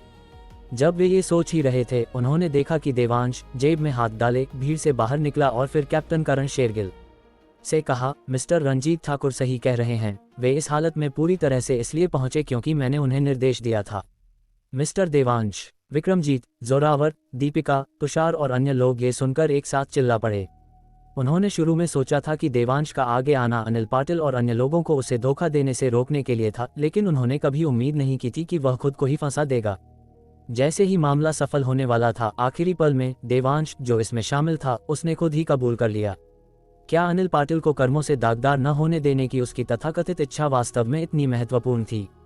विक्रमजीत और बाकी लोग पूरी तरह से उलझन में थे और अब भले ही वे स्थिति को संभालना चाहते, बहुत देर हो चुकी थी। हा, देवांश, ओ देवांश, मैं सोचता था कि तुम बहुत होशियार हो, लेकिन मैंने कभी उम्मीद नहीं की थी कि तुम इतने बड़े महामूर्ख निकलोगे। हा, रंजीत जमीन पर लेटा पागलों की तरह हंस रहा था, हंसते हंसते लगभग रोने वाला था। जसवंत ठाकुर की आंखों में भी चमक आ गई, उसे लगा कि उसका महान प्लान सेट हो गया है और सब कुछ उम्मीद के मुताबिक हो रहा है। कैप्टन करण शेरगिल ने यह सुनकर गहरी भौहें सिकोड़ लीं। वह केवल पुष्टि करना चाहते थे, इसीलिए उन्होंने अनिल पाटिल से पूछा था, लेकिन उन्होंने कभी उम्मीद नहीं की थी कि देवांश स्वेच्छा से इसे स्वीकार कर लेगा, सिर्फ इसलिए ताकि अनिल पाटिल और बाकी लोग उनसे झूठ न बोलें। एक पल के लिए कैप्टन करण देवांश की इस अजीब हरकत से कुछ भ्रमित थे, लेकिन उन्होंने देवांश के चरित्र की वास्तव में सराहना की। मिस्टर देवांश, क्या आप जानते हैं कि आप क्या कह रहे हैं? कैप्टन करण ने सटीकता सुनिश्चित करने के लिए फिर से पूछा। क्या मैंने अपनी बात स्पष्ट नहीं की? देवांश ने मुस्कुराते हुए पलटकर पूछा। मेरा वह मतलब नहीं है, बस ये कि क्या आप नहीं जानते कि उन्हें किसी को घायल करने का निर्देश देना गैरकानूनी है? कैप्टन करण ने भौहें सिकोड़ते हुए पूछा। उन्होंने देवांश को तुरंत गिरफ्तार नहीं किया, बल्कि विनम्रता से पूछा। देवांश ने सिर हिलाया, स्वाभाविक रूप से, मैं जानता हूँ। तो फिर आपने ऐसा क्यों किया? कैप्टन करण इस बात से बहुत हैरान थे, क्योंकि बोलते बोलते देवांश मुस्कुराते हुए रंजीत के पास पहुंच चुका था। फिर सबकी नजरों के सामने उसने अपना एक पैर उठाया और रंजीत के पैर पर लगे गोली के घाव पर सटीक रूप से रख दिया। चाहे कोई भी हो, जब तक वे मेरे परिवार के खिलाफ साजिश रचने की जुर्रत करेंगे, मैं उनकी जिंदगी को मौत से भी बदतर बना दूंगा। बस इतनी सी बात है। अध्याय 497। लेकिन तुम मेरा उखाड़ क्या लोगे? रंजीत के जख्म पर पैर पड़ा और उसके मुंह से तुरंत दर्द की एक दिल दहला देने वाली चीख निकल गई। उसने बेतहाशा अपना सिर उठाया, उसकी आंखें फटी की फटी रह गईं जब उसने अपने पैर पर देवांश का पैर देखा। उसकी गर्दन और माथे की नसें ऐसे फूल गईं मानो उसकी खून की नसें किसी भी पल फट जाएंगी। देवांश की आवाज तेज नहीं थी, लेकिन रंजीत के दर्दनाक चेहरे के साथ मिलकर जब वह उनके कानों तक पहुंची तो किसी भारी हथौड़े की तरह उनके दिमाग पर लगी, जिससे उनका सिर चकरा गया। खासकर ठाकुर परिवार के सदस्य और सिया, देवांश के शब्दों को सुनने के बाद उनके दिल जोर से कांप उठे, मानो किसी ने उनके दिल के तारों को छेड़ दिया हो।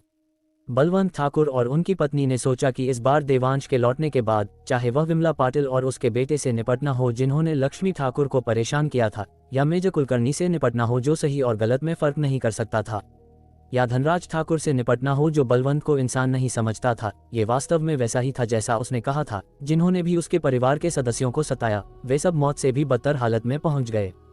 विमला पाटिल का बेटा रमेश पाटिल नए साल से पहले ही जल्दबाजी में घर छोड़कर चला गया, जिससे विमला और उसके पति को एक ठंडी और दुखी दिवाली बितानी पड़ी।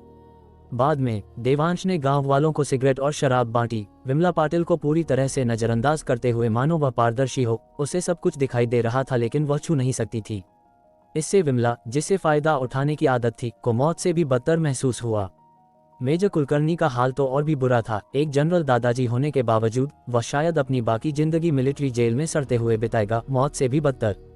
और धनराज ठाकुर, भले ही उसने जसवंत ठाकुर को बुलाया हो, फिर भी देवांश को झुका नहीं सका और केवल घर में जबरदस्ती घुसने के परिणाम भुगत सकता था, जेल में सड़ते हुए। इन बातों को सोचते हुए जब बलवंत ठाकुर और उनकी पत्नी ने दोबारा देवांश की ओर देखा तो उनकी बूढ़ी आंखों में राहत और गर्व भर गया। अपने माता पिता के विचारों की तरह दीपिका भी भावनाओं से भर गई थी, खासकर जब उसने सोचा कि कैसे देवांश ने अपनी ताकत से विक्की मल्होत्रा को अपाहिज कर दिया, जो उसका बुरा सपना था, वास्तव में उसे मौत से भी बदतर बना दिया। इस पल वह वास्तव में रोना चाहती थी और सिया इस पल मदद नहीं कर सकी, लेकिन उसे किंडरगार्टन का वह समय याद आ गया जब देवांश ने पीहू की रक्षा के लिए एक फोन कॉल से 500 लोगों को बुलाया था और सामने वाले को इतना पीटा कि वह खुद की देखभाल भी नहीं कर सकता था। इन बातों को सोचते हुए सिया को अचानक एहसास हुआ कि उसके सामने खड़ा यह आदमी वास्तव में बदल रहा है और वास्तव में अपने वादों को पूरा कर रहा है। सिया का दिल भावनाओं और खुशी से भर गया। हालांकि भावनाओं के बाद सिया और ठाकुर परिवार के सदस्यों के चेहरे देवांश के लिए चिंता से भर गए। उसका ये खुला कबूलनामा आग के गड्ढे में कूदने जैसा था। सिया पहले से ही रिया कपूर से संपर्क करने की तैयारी कर रही थी। आखिरकार रिया कपूर ही एकमात्र ऐसी व्यक्ति थी जिसे सिया जानती थी, जिसकी सैन्य पृष्ठभूमि थी।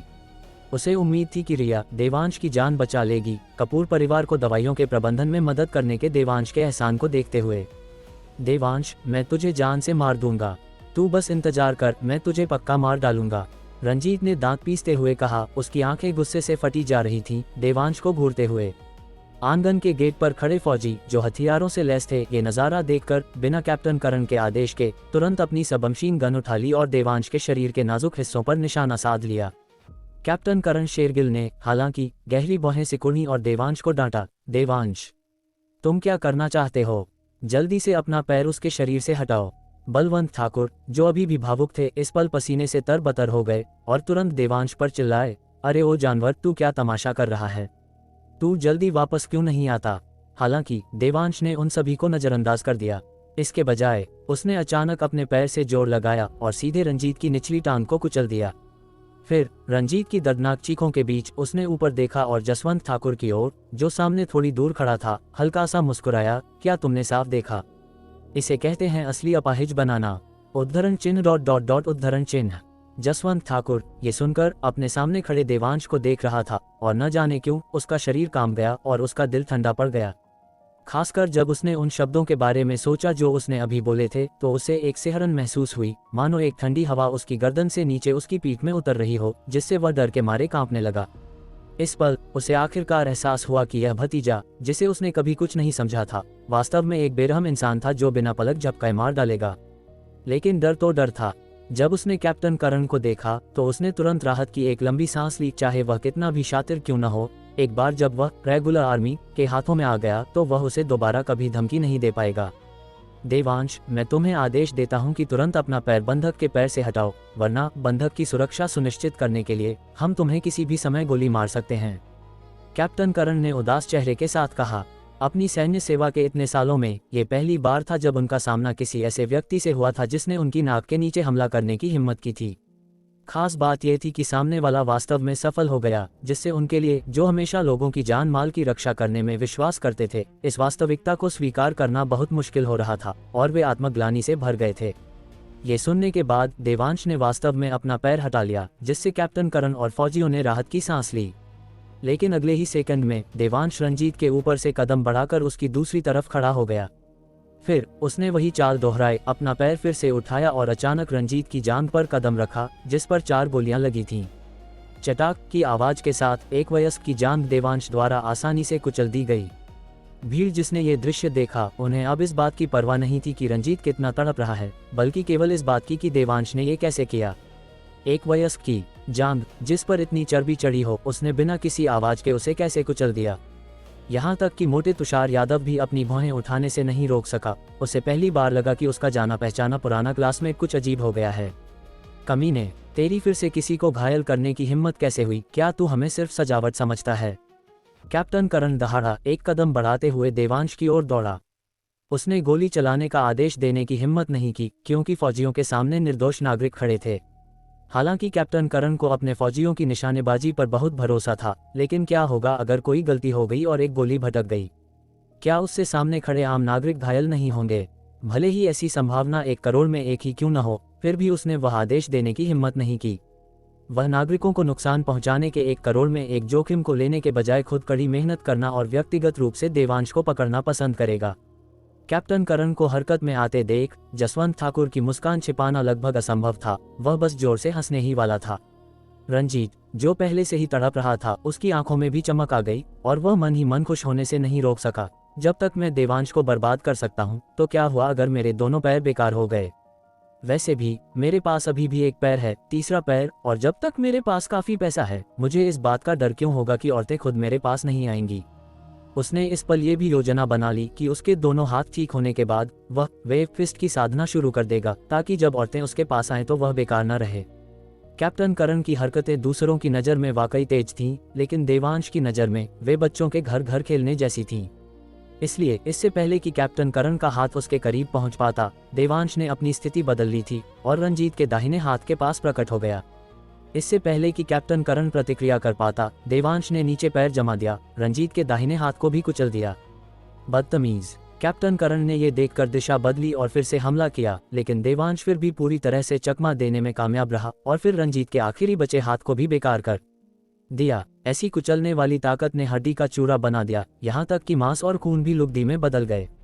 चाहे चिकित्सा कला कितनी भी कुशल क्यों न हो, ठीक होने की बिल्कुल कोई संभावना नहीं थी। मौजूदा चिकित्सा तरीकों के अनुसार अगर वह जीना चाहता है तो उसे केवल अंग विच्छेदन से गुजरना होगा। अब वह वेव फिस्ट भी नहीं कर सकता था। रंजीत की आंखों के कोनों में अनजाने में ही आंसू आ गए और देवांश उसके पास खड़ा उसे नीचे देखते हुए मुस्कुराया। देखा, न केवल मैं स्वीकार करता हूं कि मैंने ही उकसाया था, बल्कि मैंने व्यक्तिगत रूप से कैप्टन करण के सामने तुम्हें अपाहिज भी कर दिया। क्या तुमने नहीं कहा था कि मैं महामूर्ख हूं? लेकिन तुम तो बहुत होशियार हो, अब मेरा क्या बिगाड़ लोगे? देवांश, ओ कमीने, तू बस मेरा इंतजार कर। मैं, रंजीत, कसम खाता हूं कि अगर मैंने तुझे इस जन्म में नहीं मारा तो मेरा नाम रंजीत नहीं। रंजीत पागलों की तरह दहाड़ा, उसकी आवाज़ किसी गरजती हुई घंटी की तरह थी। कैप्टन करण, रेगुलर आर्मी के सदस्य के रूप में क्या आप बस इस जानवर को इतना अभिमानी होने देंगे? जसवंत ठाकुर ने बीच में टोका। अबे दुष्ट, तेरी मेरे सामने किसी को घायल करने की हिम्मत कैसे हुई? भले ही आज कमांडर और पॉलिटिकल कमिश्नर आ जाएं, फिर भी मैं तुझे पकड़कर जेल भेजूंगा। कैप्टन करण गुस्से से दहाड़ा, उसकी आवाज़ इतनी तेज थी कि उसने वास्तव में रंजीत की दर्दनाक चीखों को भी दबा दिया। और अपनी दहाड़ के बाद वह फिर से आगे बढ़ा, देवांश को जिंदा पकड़ने की कोशिश कर रहा था। और इस बार उसकी गति पहले से कहीं ज्यादा थी, यहाँ तक कि एक हल्की सी सरसराहट की आवाज़ भी आ रही थी। लेकिन फिर भी जिस पल उसने अपनी चाल चली, देवांश, मानो उसे पहले से पता हो, अपनी जेब में हाथ डाले आगे बढ़ा और मुड़कर जसवंत ठाकुर की ओर चलने लगा। जसवंत ठाकुर ने देवांश इस बेरहम इंसान को अपनी ओर आते देखा तो वह बुरी तरह घबरा गया। उसने जल्दी से अपने हाथों में दोनों बंदूकें उठाईं और देवांश पर निशाना साधते हुए कहा, तू वहीं रुक जा। एक भी कदम और आगे बढ़ाने की जुर्रत की तो मुझे दोष मत देना अगर मेरी बंदूक की गोलियां अंधी हो जाएं। ऐसा है क्या? देवांश ये सुनकर रुका, लेकिन अगले ही सेकंड में उसने एक स्थिर कदम आगे बढ़ाया, फिर मुस्कुराया और जसवंत ठाकुर से पूछा, तुम गोली चलाने की कोशिश क्यों नहीं करते? देवांश, तू साला मुझे मजबूर कर रहा है, जसवंत ठाकुर ने कहा, फिर सेफ्टी खोली और गोली चलाने के लिए तैयार हो गया। और ठीक इसी पल आंगन के गेट के बाहर से इंजनों की दहाड़ का एक सिलसिला सुनाई दिया, इतना जरूरी कि बस सुनकर ही पता चल जाए कि आने वाले बेहद जल्दी में थे। जसवंत ठाकुर, अगर तूने ट्रिगर पर अपनी उंगली रखने की जुर्रत की तो मैं, ईशा देशमुख, गारंटी देती हूँ कि तेरा पूरा परिवार ऊपर से नीचे तक बिना कफन के मरेगा। मेरा देशमुख परिवार जो कहता है वो करता है, मेरा सालियान परिवार भी यही कहता है, हम जो कहते हैं वो करते हैं। दक्षिण महाराष्ट्र के 8 जिलों का गठबंधन भी यही कहता है, हम जो कहते हैं वो करते हैं। उद्धरण चिन्ह ... उद्धरण चिन्ह। आंगन के बाहर से आवाजें आईं जिसने आसमान को हिला दिया। तुषार यादव और मोटा लकी ये बार बार हम जो कहते हैं वो करते हैं सुनकर एक साथ अपनी आंखें फाड़े, एक दूसरे को देखा और फिर एक सुर में बोले, अबे साला। वे वास्तव में यहाँ देवांश को नए साल की बधाई देने तो नहीं आए होंगे, है ना? अध्याय 498, तुम होती कौन हो मेरी पहचान पर सवाल उठाने वाली। आंगन के बाहर से आई उस धरती हिला देने वाली आवाज के बाद अंदर मौजूद हर कोई सन रह गया। नागपुर गांव के बुजुर्गों ने अपनी पूरी जिंदगी में कभी असल में नागपुर गांव नहीं छोड़ा था, इसलिए वे नहीं जानते थे कि ईशा देशमुख कौन है, नहीं वे समझते थे कि सालियान परिवार और 8 जिलों का गठबंधन का क्या मतलब है, लेकिन वे उन लग्जरी कारों को पहचानते थे।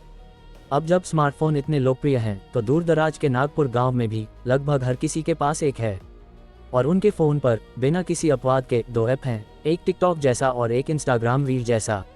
और उन रील्स पर जहां फरारी आम है, वहां लग्जरी कारों का दिखावा करने वाले इन्फ्लुएंसर्स हर जगह हैं। इसलिए भले ही इन बूढ़े बुजुर्गों ने कभी बड़े शहर में कदम न रखा हो या असल लग्जरी कारें न देखी हो, लेकिन ये बात उन्हें हर लग्जरी कार का नाम और उसकी शुरुआती कीमत बताने से नहीं रोक सकी। उदाहरण के लिए, जिस कमर्शियल वैन से ईशा देशमुख उतरी, मॉडिफिकेशन से पहले उसकी शुरुआती कीमत 90 लाख रुपये से ऊपर थी और आपको इसे पाने के लिए एक्स्ट्रा पैसा देना पड़ता था। इसे खरीदने के बाद और फिर अपनी पसंद के हिसाब से कस्टमाइज करवाने पर कुल खर्चा निश्चित रूप से 2 करोड़ रुपये से कम नहीं होगा। लेकिन वे वास्तव में समझ नहीं पा रहे थे एक खटारा मिनी वैन खरीदने के लिए 2 करोड़ रुपये खर्च करने का क्या मतलब था। और इसमें केवल 6 सीटें थीं, ये 10-20 हज़ार वाली वैन जितने लोगों को भी नहीं ले जा सकती थी। वे पहले नहीं समझे थे, लेकिन जब उन्होंने 4 औरतों को, जिनकी खूबसूरती किसी फिल्म स्टार को टक्कर दे सकती थी, उस कमर्शियल वैन से बाहर निकलते देखा तो वे समझ गए, ओहो, ये चीज भले ही ज्यादा लोगों को न ले जा सके, लेकिन दिखावा कर सकती है। देखो, क्या इसने अभी एक साथ 4 का दिखावा नहीं किया? और इस लग्जरी कार के अलावा वहाँ मेबैक, पोर्श, बुगाटी और भी बहुत कुछ थी। एक लंबी लाइन जो सीधे 3 एसयूवी के पीछे से मुख्य सड़क तक फैली हुई थी। इसलिए भले ही वे इन लोगों की सटीक पृष्ठभूमि के बारे में स्पष्ट नहीं थे, लेकिन इससे उनके इस ज्ञान पर कोई फर्क नहीं पड़ा कि ये लोग बिल्कुल रईसों के भी रईस थे। इतने सारे बड़े लोगों का एक साथ दिखना पहले से ही एक बेहद दुर्लभ घटना थी। अब न केवल वे एक साथ दिखाई दिए, बल्कि उन्होंने एक साथ कदम बढ़ाया, बिना किसी हिचकिचाहट के देवांश का बचाव किया, जिसने गांव वालों को और भी ज्यादा हक्का बक्का कर दिया। नतीजतन जब उन्होंने ये कथनी को करनी में बदलने वाले शब्द सुने, तो वे सब हैरान रह गए। उनके दिमाग में बस एक ही विचार बचा था, आखिर ये लड़का देवांश इतने सारे अमीर लोगों को कैसे जानता है। खासकर जब उन्होंने तुषार यादव और उस मोटे के एक साथ चिल्लाए शब्दों को सुना, तो इसने उन्हें और भी भ्रमित कर दिया। आखिर देवांश ने ऐसा क्या किया कि ये अमीर लोग उसे नए साल की बधाई देने चले आए? बुजुर्गों की उलझन की तुलना में अनिल पाटिल जैसे नौजवान, जो ईशा देशमुख की पहचान जानते थे, स्पष्ट रूप से बहुत अधिक चौंके हुए थे। वे सब मुंह खोले खड़े थे, अविश्वास से आंगन के प्रवेश द्वार की ओर देख रहे थे। उनकी आंखें ईशा देशमुख और उनके समूह पर टिकी थीं। वे इतने दंग थे कि उनके जबड़े लगभग जमीन पर गिर गए थे। ईशा देशमुख कौन है? ठाणे की नई सबसे अमीर शख्सियत, जिसने रातों रात देशमुख परिवार का नियंत्रण अपने हाथ में ले लिया। पूरे दक्षिण महाराष्ट्र क्षेत्र में पूर्ण अधिकार रखने वाली एक हस्ती। यहाँ तक कि महाराष्ट्र के बड़े नेता भी जब कोंकण में कुछ नीतियां लागू करना चाहते थे, तो विशेष रूप से देशमुख परिवार के पास राय मांगने के लिए लोग भेजते थे। एक ऐसा अधिकार जिसका प्रभाव स्पष्ट है, लेकिन ऐसा महान अस्तित्व जिसके साथ जुड़ने की उम्मीद आम लोग 10 जन्मों में भी नहीं कर सकते। ठीक इस पल अपने हमउम्र देवांश के लिए जसवंत ठाकुर पर सीधे तलवार तानने के लिए पूरे देशमुख परिवार को खींच लाने को तैयार थी। ये भावना ऐसी थी मानो एक महान महारानी एक निम्न किसान को बचाने के लिए अपने पूरे देश का खजाना पेश करने को तैयार हो, जो बेहद बेतुका और असंभव था। लेकिन ऐसी बेतुकी और असंभव बात वास्तव में हुई, और उनकी आंखों के सामने हुई। अगर बात सिर्फ इतनी होती तो वे दांत भींचकर बर्दाश्त कर लेते। हालांकि इस महारानी के बाद इस देश के वजीर और मंत्री सब आगे आए और अपनी पूरी संपत्ति दांव पर लगाने को तैयार थे, जो हर किसी के लिए बस अस्वीकार्य था। इसलिए जब उन्होंने सुना कि सालियान परिवार और 8 जिलों का गठबंधन भी सब अपनी बातों को अमल में ला रहे हैं, तो अनिल पाटिल और अन्य लोग पूरी तरह से सुन्न हो गए और बुरी तरह चकरा गए।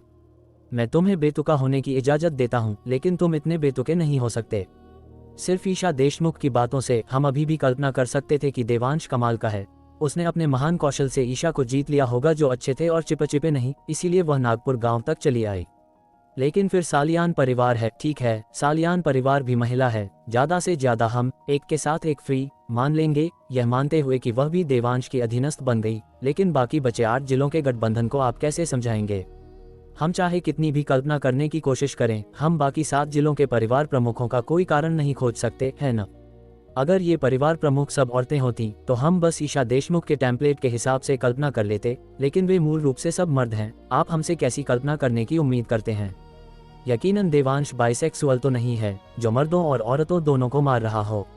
और तुषार और उस मोटे द्वारा चिल्लाए गए शब्दों ने उन्हें बिजली के झटके की तरह मारा, जिससे वे काफी देर तक सन रह गए। ऐसा नहीं है कि वे देवांश की मौजूदा उपलब्धियों को कम आंकते हैं, लेकिन देवांश कितना भी शक्तिशाली क्यों न हो, वह उस बिंदु तक पहुंचने से बहुत दूर है जहां महाराष्ट्र के सभी धनी परिवार उसे नए साल की बधाई देने के लिए हजारों मील का सफर तय करेंगे।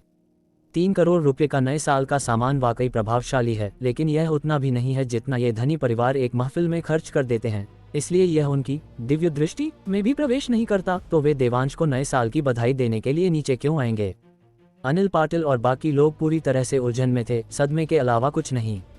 उनसे भी ज्यादा हैरान तुषार और उसका ग्रुप था, क्योंकि देवांश ने पहले कहा था कि ईशा देशमुख और लव्या सालियान उसे नए साल की बधाई देने कर्जत आई थी, और उन सभी ने उसका मजाक उड़ाया था। लेकिन कितना समय हुआ था और उन्हें पहले ही इन 2 खूबसूरत महिलाओं द्वारा तमाचा मारा जा रहा था। न केवल वे वास्तव में ठाकुर परिवार के आंगन के प्रवेश द्वार पर एक साथ दिखाई दी, बल्कि उन्होंने अपने अपने परिवारों को भी शामिल किया, केवल देवांश की जान बचाने के उद्देश्य से। बिना किसी खर्च की परवाह किए इस अंदाज, इस शक्तिशाली आभा से कौन भ्रमित नहीं होगा? यहाँ तक कि वेदिका इस पल उसके लाल होंठ थोड़े खुले हुए थे, स्पष्ट रूप से अपने सामने के दृश्य से विस्मृत थी। ठाकुर परिवार के सदस्य और सिया अपेक्षाकृत कम हैरान थे, क्योंकि वे जानते थे कि देवांश दवाइयों के कारोबार में था। आखिरकार केवल ये धनी परिवार ही 1 करोड़ 30 लाख रुपये से अधिक की गोली खरीद सकते थे। शायद उनके बुजुर्ग परिवार के सदस्यों ने देवांश द्वारा बेची गई दवाएं लेने के बाद अपनी सेहत वापस पाली हो, इसलिए कृतज्ञता में वे विशेष रूप से नए साल की बधाई देने और अपना धन्यवाद व्यक्त करने आए हों, जो कुछ हद तक विश्वसनीय था। लेकिन चाहे वह दीपिका हो या सिया, उन दोनों को लगा कि यह विश्वसनीय स्पष्टीकरण थोड़ा ज्यादा जबरदस्ती वाला है, इस हद तक कि वे खुद इस पर पूरी तरह विश्वास नहीं कर पा रही थीं। बेशक आंगन में मौजूद लोगों में सबसे ज्यादा डरे हुए रंजीत और जसवंत ठाकुर थे।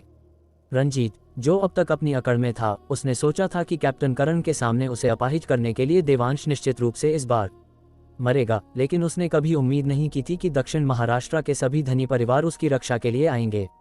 नामुमकिन, ये बिल्कुल नामुमकिन है। वे देशमुख परिवार और सालियान परिवार नहीं हो सकते। देवांश ने उन्हें नाटक करने के लिए किराए पर लिया होगा। वह इतना अमीर है, कुछ लग्जरी कारें किराए पर लेना और कुछ अनजान एक्टर्स को काम पर रखना बिल्कुल मुश्किल नहीं है।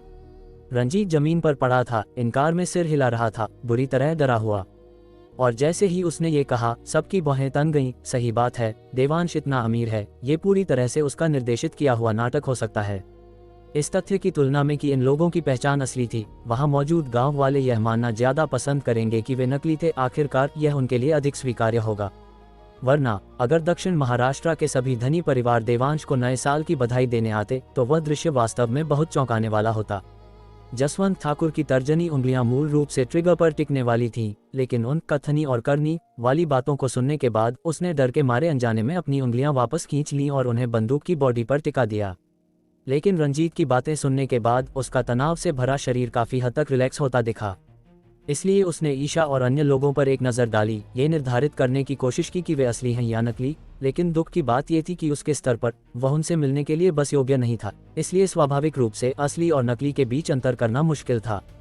क्या होगा अगर, जैसा कि रंजीत ने कहा, उनकी पहचान नकली हो और लग्जरी कारें किराए की हों?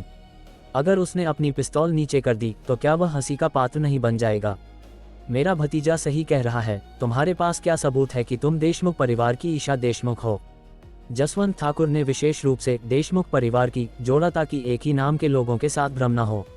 लेकिन ईशा ने जवाब में बस नाक से कुड़ी। तुम हो कौन मेरी पहचान पर सवाल उठाने वाले? और तो और मैंने, ईशा देशमुख ने हमेशा अपनी मर्जी से काम किया है। मुझे तुम जैसे कचरे के सामने खुद को साबित क्यों करना चाहिए?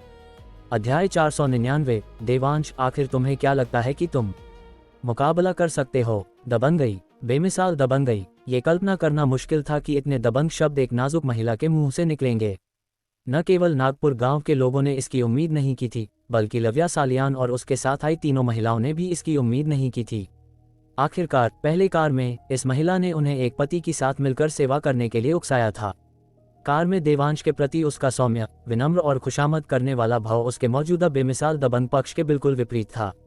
इतना कि एक पल के लिए वे विश्वास नहीं कर सकी कि उनके सामने खड़ी महिला ईशा देशमुख ही है, जिसने कार में उन्हें देवांश को रिझाने के लिए प्रोत्साहित किया था।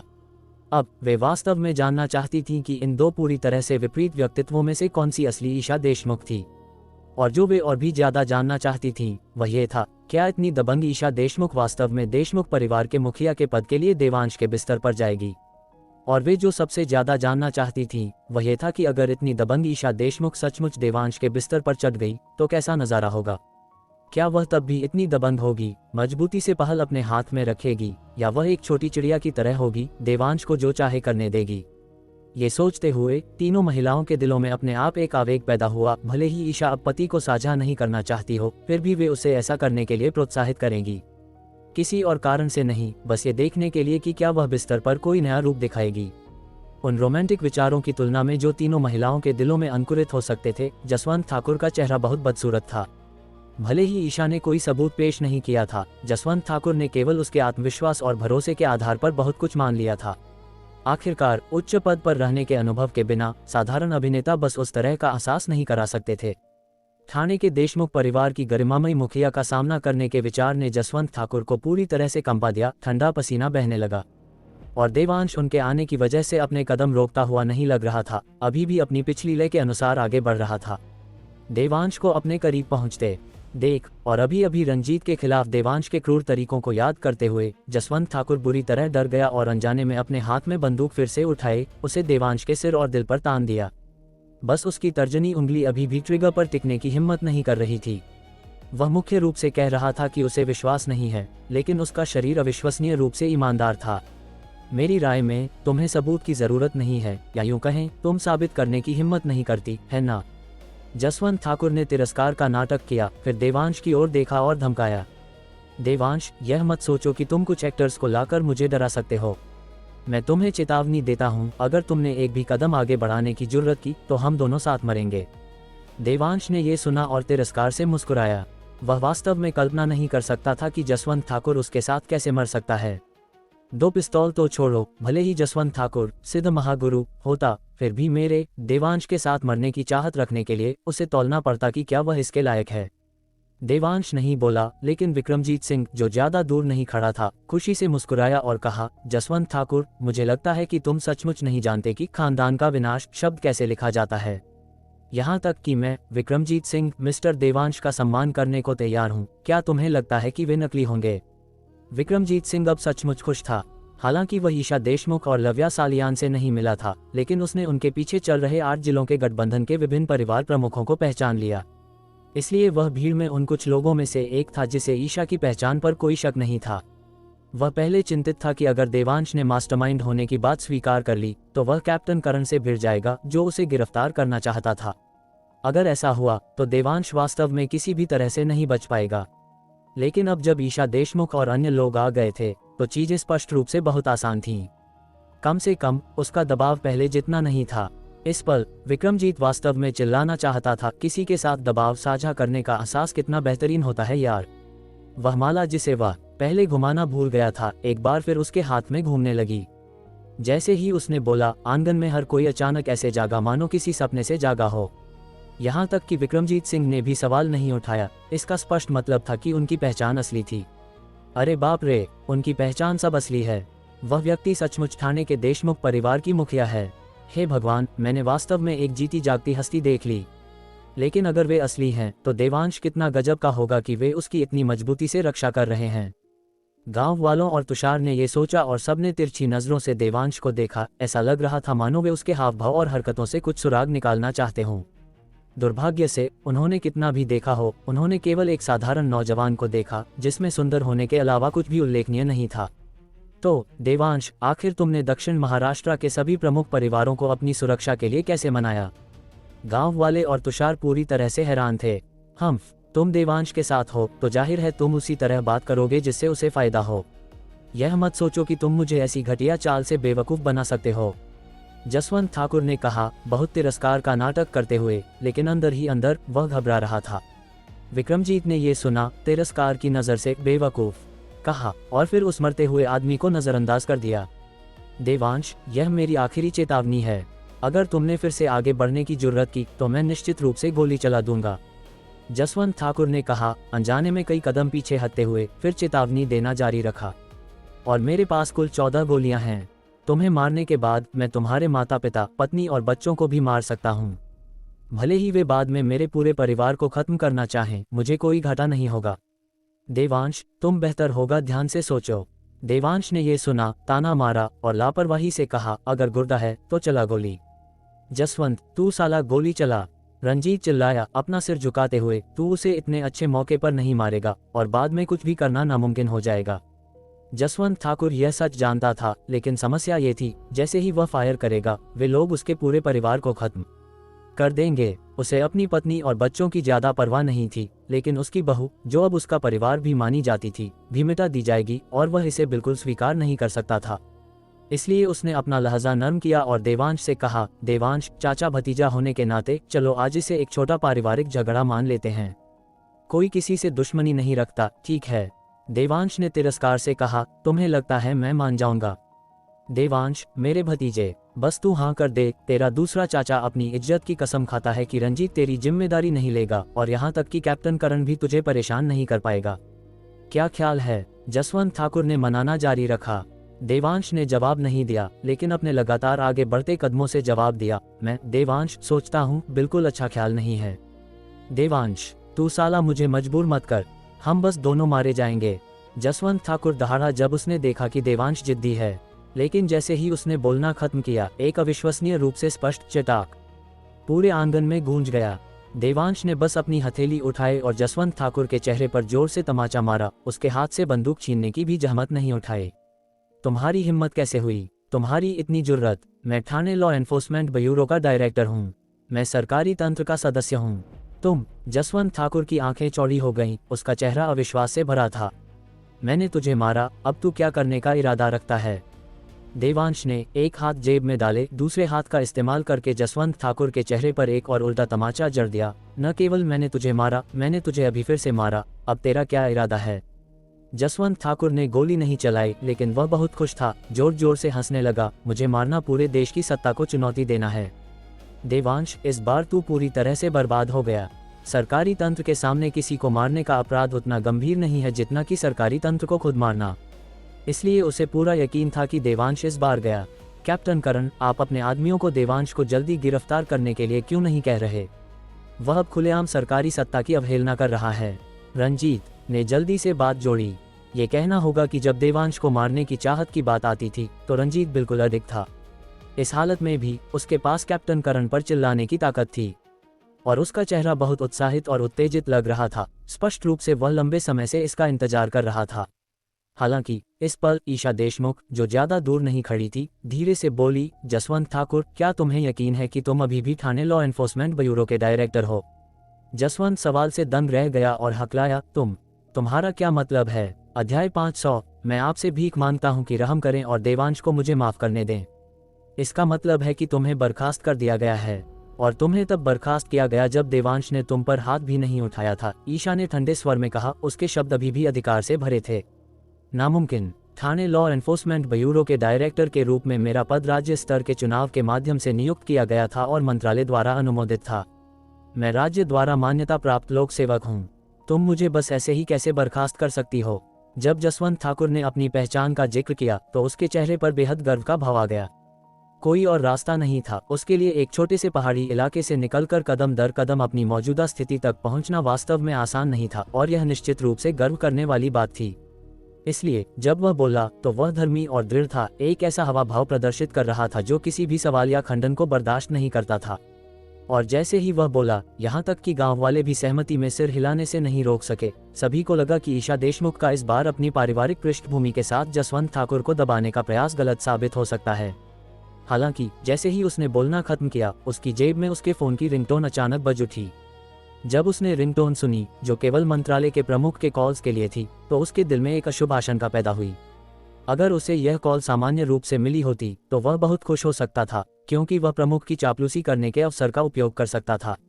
अगर सेक्रेटरी खुश होते तो उसे बहुत जल्द प्रमोशन भी मिल सकता था। लेकिन छुट्टी के दौरान ये कॉल प्राप्त करना, विशेष रूप से ऐसी संयोगपूर्ण परिस्थितियों में, केवल मुसीबत का मतलब हो सकता था। जैसे ही उसने ये सोचा, उसका पूरा शरीर सुन्न पड़ गया। अगर उसके अधीनस्थों ने समय पर सहारा नहीं दिया होता तो वह शायद जमीन पर गिर गया होता। लेकिन भले ही वह जमीन पर नहीं गिरा, उसके हाथ इतने कांप रहे थे कि वह अपना फोन नहीं निकाल सका। अंत में उसके अधीनस्थ हवलदार नाइक ने फोन निकाला, स्लाइड करके जवाब दिया, स्पीकर फोन चालू किया और उसे जसवंत ठाकुर को सौंप दिया। सेक्रेटरी साहब, आप मुझे ढूंढ रहे हैं? जसवंत ठाकुर हकलाया। उसका रवैया बेहद विनम्र था। ढूंढ रहा हूँ तेरी ऐसी की तैसी। तूने किस बला से पंगा ले लिया? मंत्रालय से मुझे फोन आया, कह रहे हैं कि तुझे लॉ एनफोर्समेंट ब्यूरो के डायरेक्टर के पद से बर्खास्त कर दिया गया है। क्या तू मुझे मरवाने की कोशिश कर रहा है? थाने के प्रमुख ने फोन पर लगभग पागलों की तरह दहाड़ लगाए। ये सुनकर जसवंत ठाकुर के पैरों ने तुरंत जवाब दे दिया, और चाहे उसके साथियों ने उसे सहारा देने की कितनी भी कोशिश की हो, वह जमीन पर गिर पड़ा, दोबारा खड़े होने में असमर्थ। ये कैसे संभव है? सेक्रेटरी साहब, क्या आपको यकीन है कि आपने गलत नहीं सुना? जसवंत ठाकुर ने पूछा। वह हार मानने को तैयार नहीं था। गलत सुना तेरे दादा ने। आधिकारिक दस्तावेज पहले ही पार्टी कमेटी को भेजा जा चुका है, और इसमें विशेष रूप से जोर दिया गया है कि तेरे साथी तुरंत और अभी तेरी साइड आर्म और पुलिस रैंक हटा दें। फोन के दूसरे छोर पर आवाज गुस्से से भरी थी। इससे पहले कि जसवंत ठाकुर प्रतिक्रिया कर पाता, उसके हाथों में मौजूद दोनों बंदूकें उनके असली मालिकों द्वारा ले ली गईं। जसवंत ठाकुर ने खाली नजरों से चारों ओर देखा, फिर अत्यधिक घबराहट में पूछा, सेक्रेटरी साहब, ये कैसे हो सकता है? तू मुझसे पूछ रहा है, मैं साला किससे पूछूं? सेक्रेटरी गुस्से में दहाड़ा। उसका मूड खराब था। सेक्रेटरी साहब, आपने मुझे अपने हाथों से प्रमोट किया था। आप बस खड़े होकर मुझे मरते हुए नहीं देख सकते। जसवंत ठाकुर ने हताशा में विनती की, मानो किसी जीवन रक्षक तिनके को पकड़ रहा हो। ठीक इसी वजह से कि मैंने तुझे प्रमोट किया था, अब मुझे भी अनुशासनात्मक कार्रवाई का सामना करना पड़ सकता है। सेक्रेटरी जोर से चिल्लाया, जसवंत, तूने आखिर किससे पंगा लिया, किस महाशक्ति से? उद्धरण चिन्ह उद्धरण चिन्ह।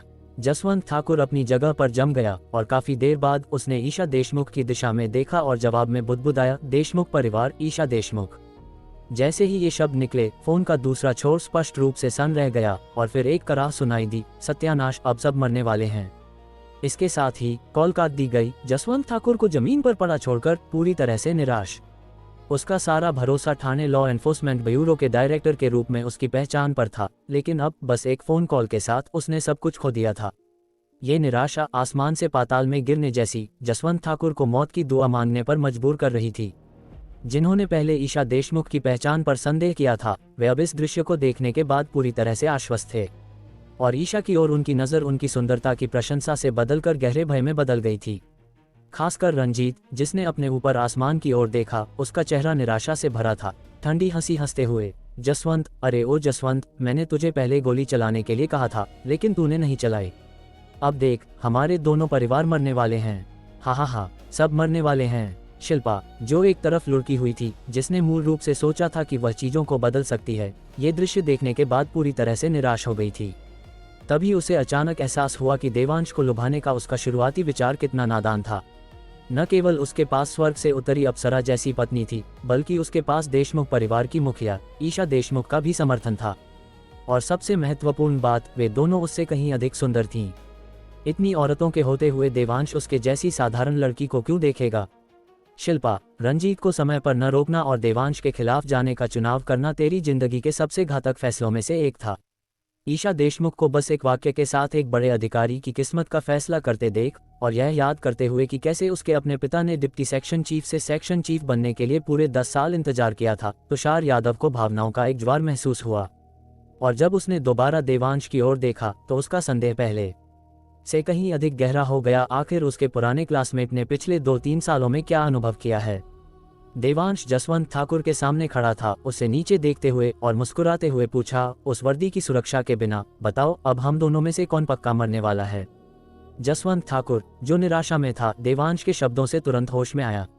जैसे ही उसे होश आया, उसने तुरंत अपने अधीनस्थों को पकड़ने की कोशिश की। ऐसा लग रहा था मानो वह खुद को बचाने के लिए उन्हें ढाल बनाना चाहता हो। लेकिन ये पुलिस वाले बहुत चालाक थे।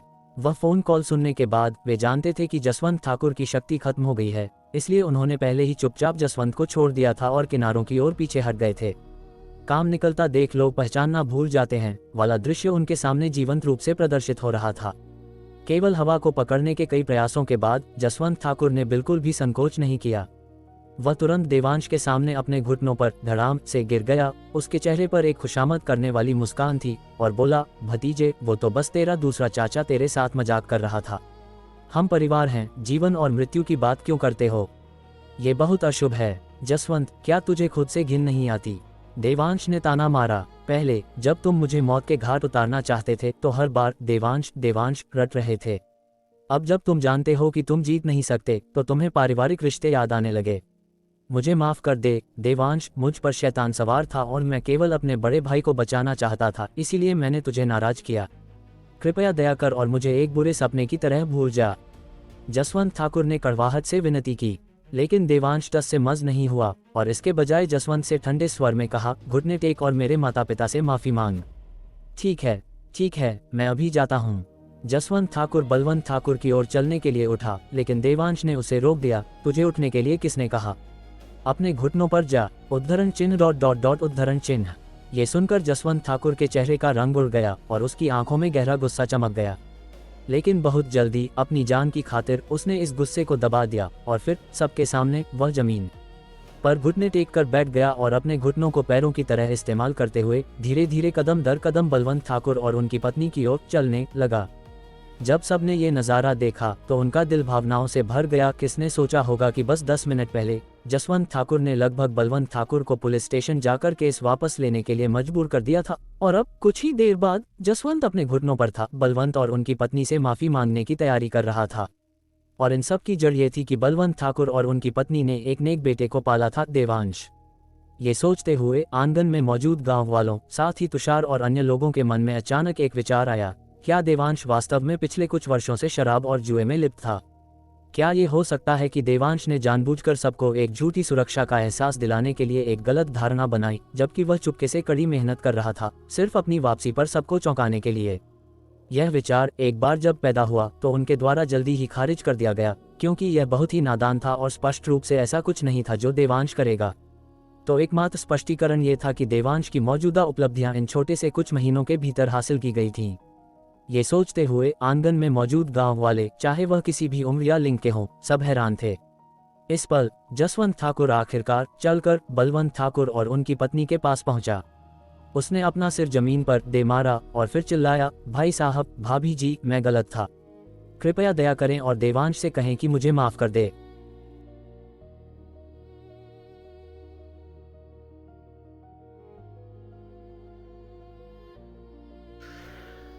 मुझे लगता है इस एपिसोड ने एक बहुत ही असहज लेकिन ज़रूरी सवाल खड़ा किया है। जब इंसान के हाथ से सारी ताकत, पद और पहचान छीन जाती है, तब उसके भीतर असल में बचता क्या है? मैंने महसूस किया कि देवांश का सबसे खतरनाक रूप उसकी हिंसा नहीं, बल्कि उसका आत्मविश्वास है। वह जानता है कि वह क्या कर रहा है और क्यों कर रहा है। और वही जसवंत जैसे लोग, जिनकी पूरी नैतिकता सिर्फ एक वर्दी पर टिकी होती है। यह कहानी मुझे यही समझाती है कि ताकत का असली इम्तहान तब होता है जब सामने वाला घुटनों पर आ जाए। तब आप क्या चुनते हो, बदला या सीमा? आगे मुझे लगता है कि देवांश की राह अब और भी कठिन होगी, क्योंकि जितनी ऊंचाई उतनी बड़ी नजरें।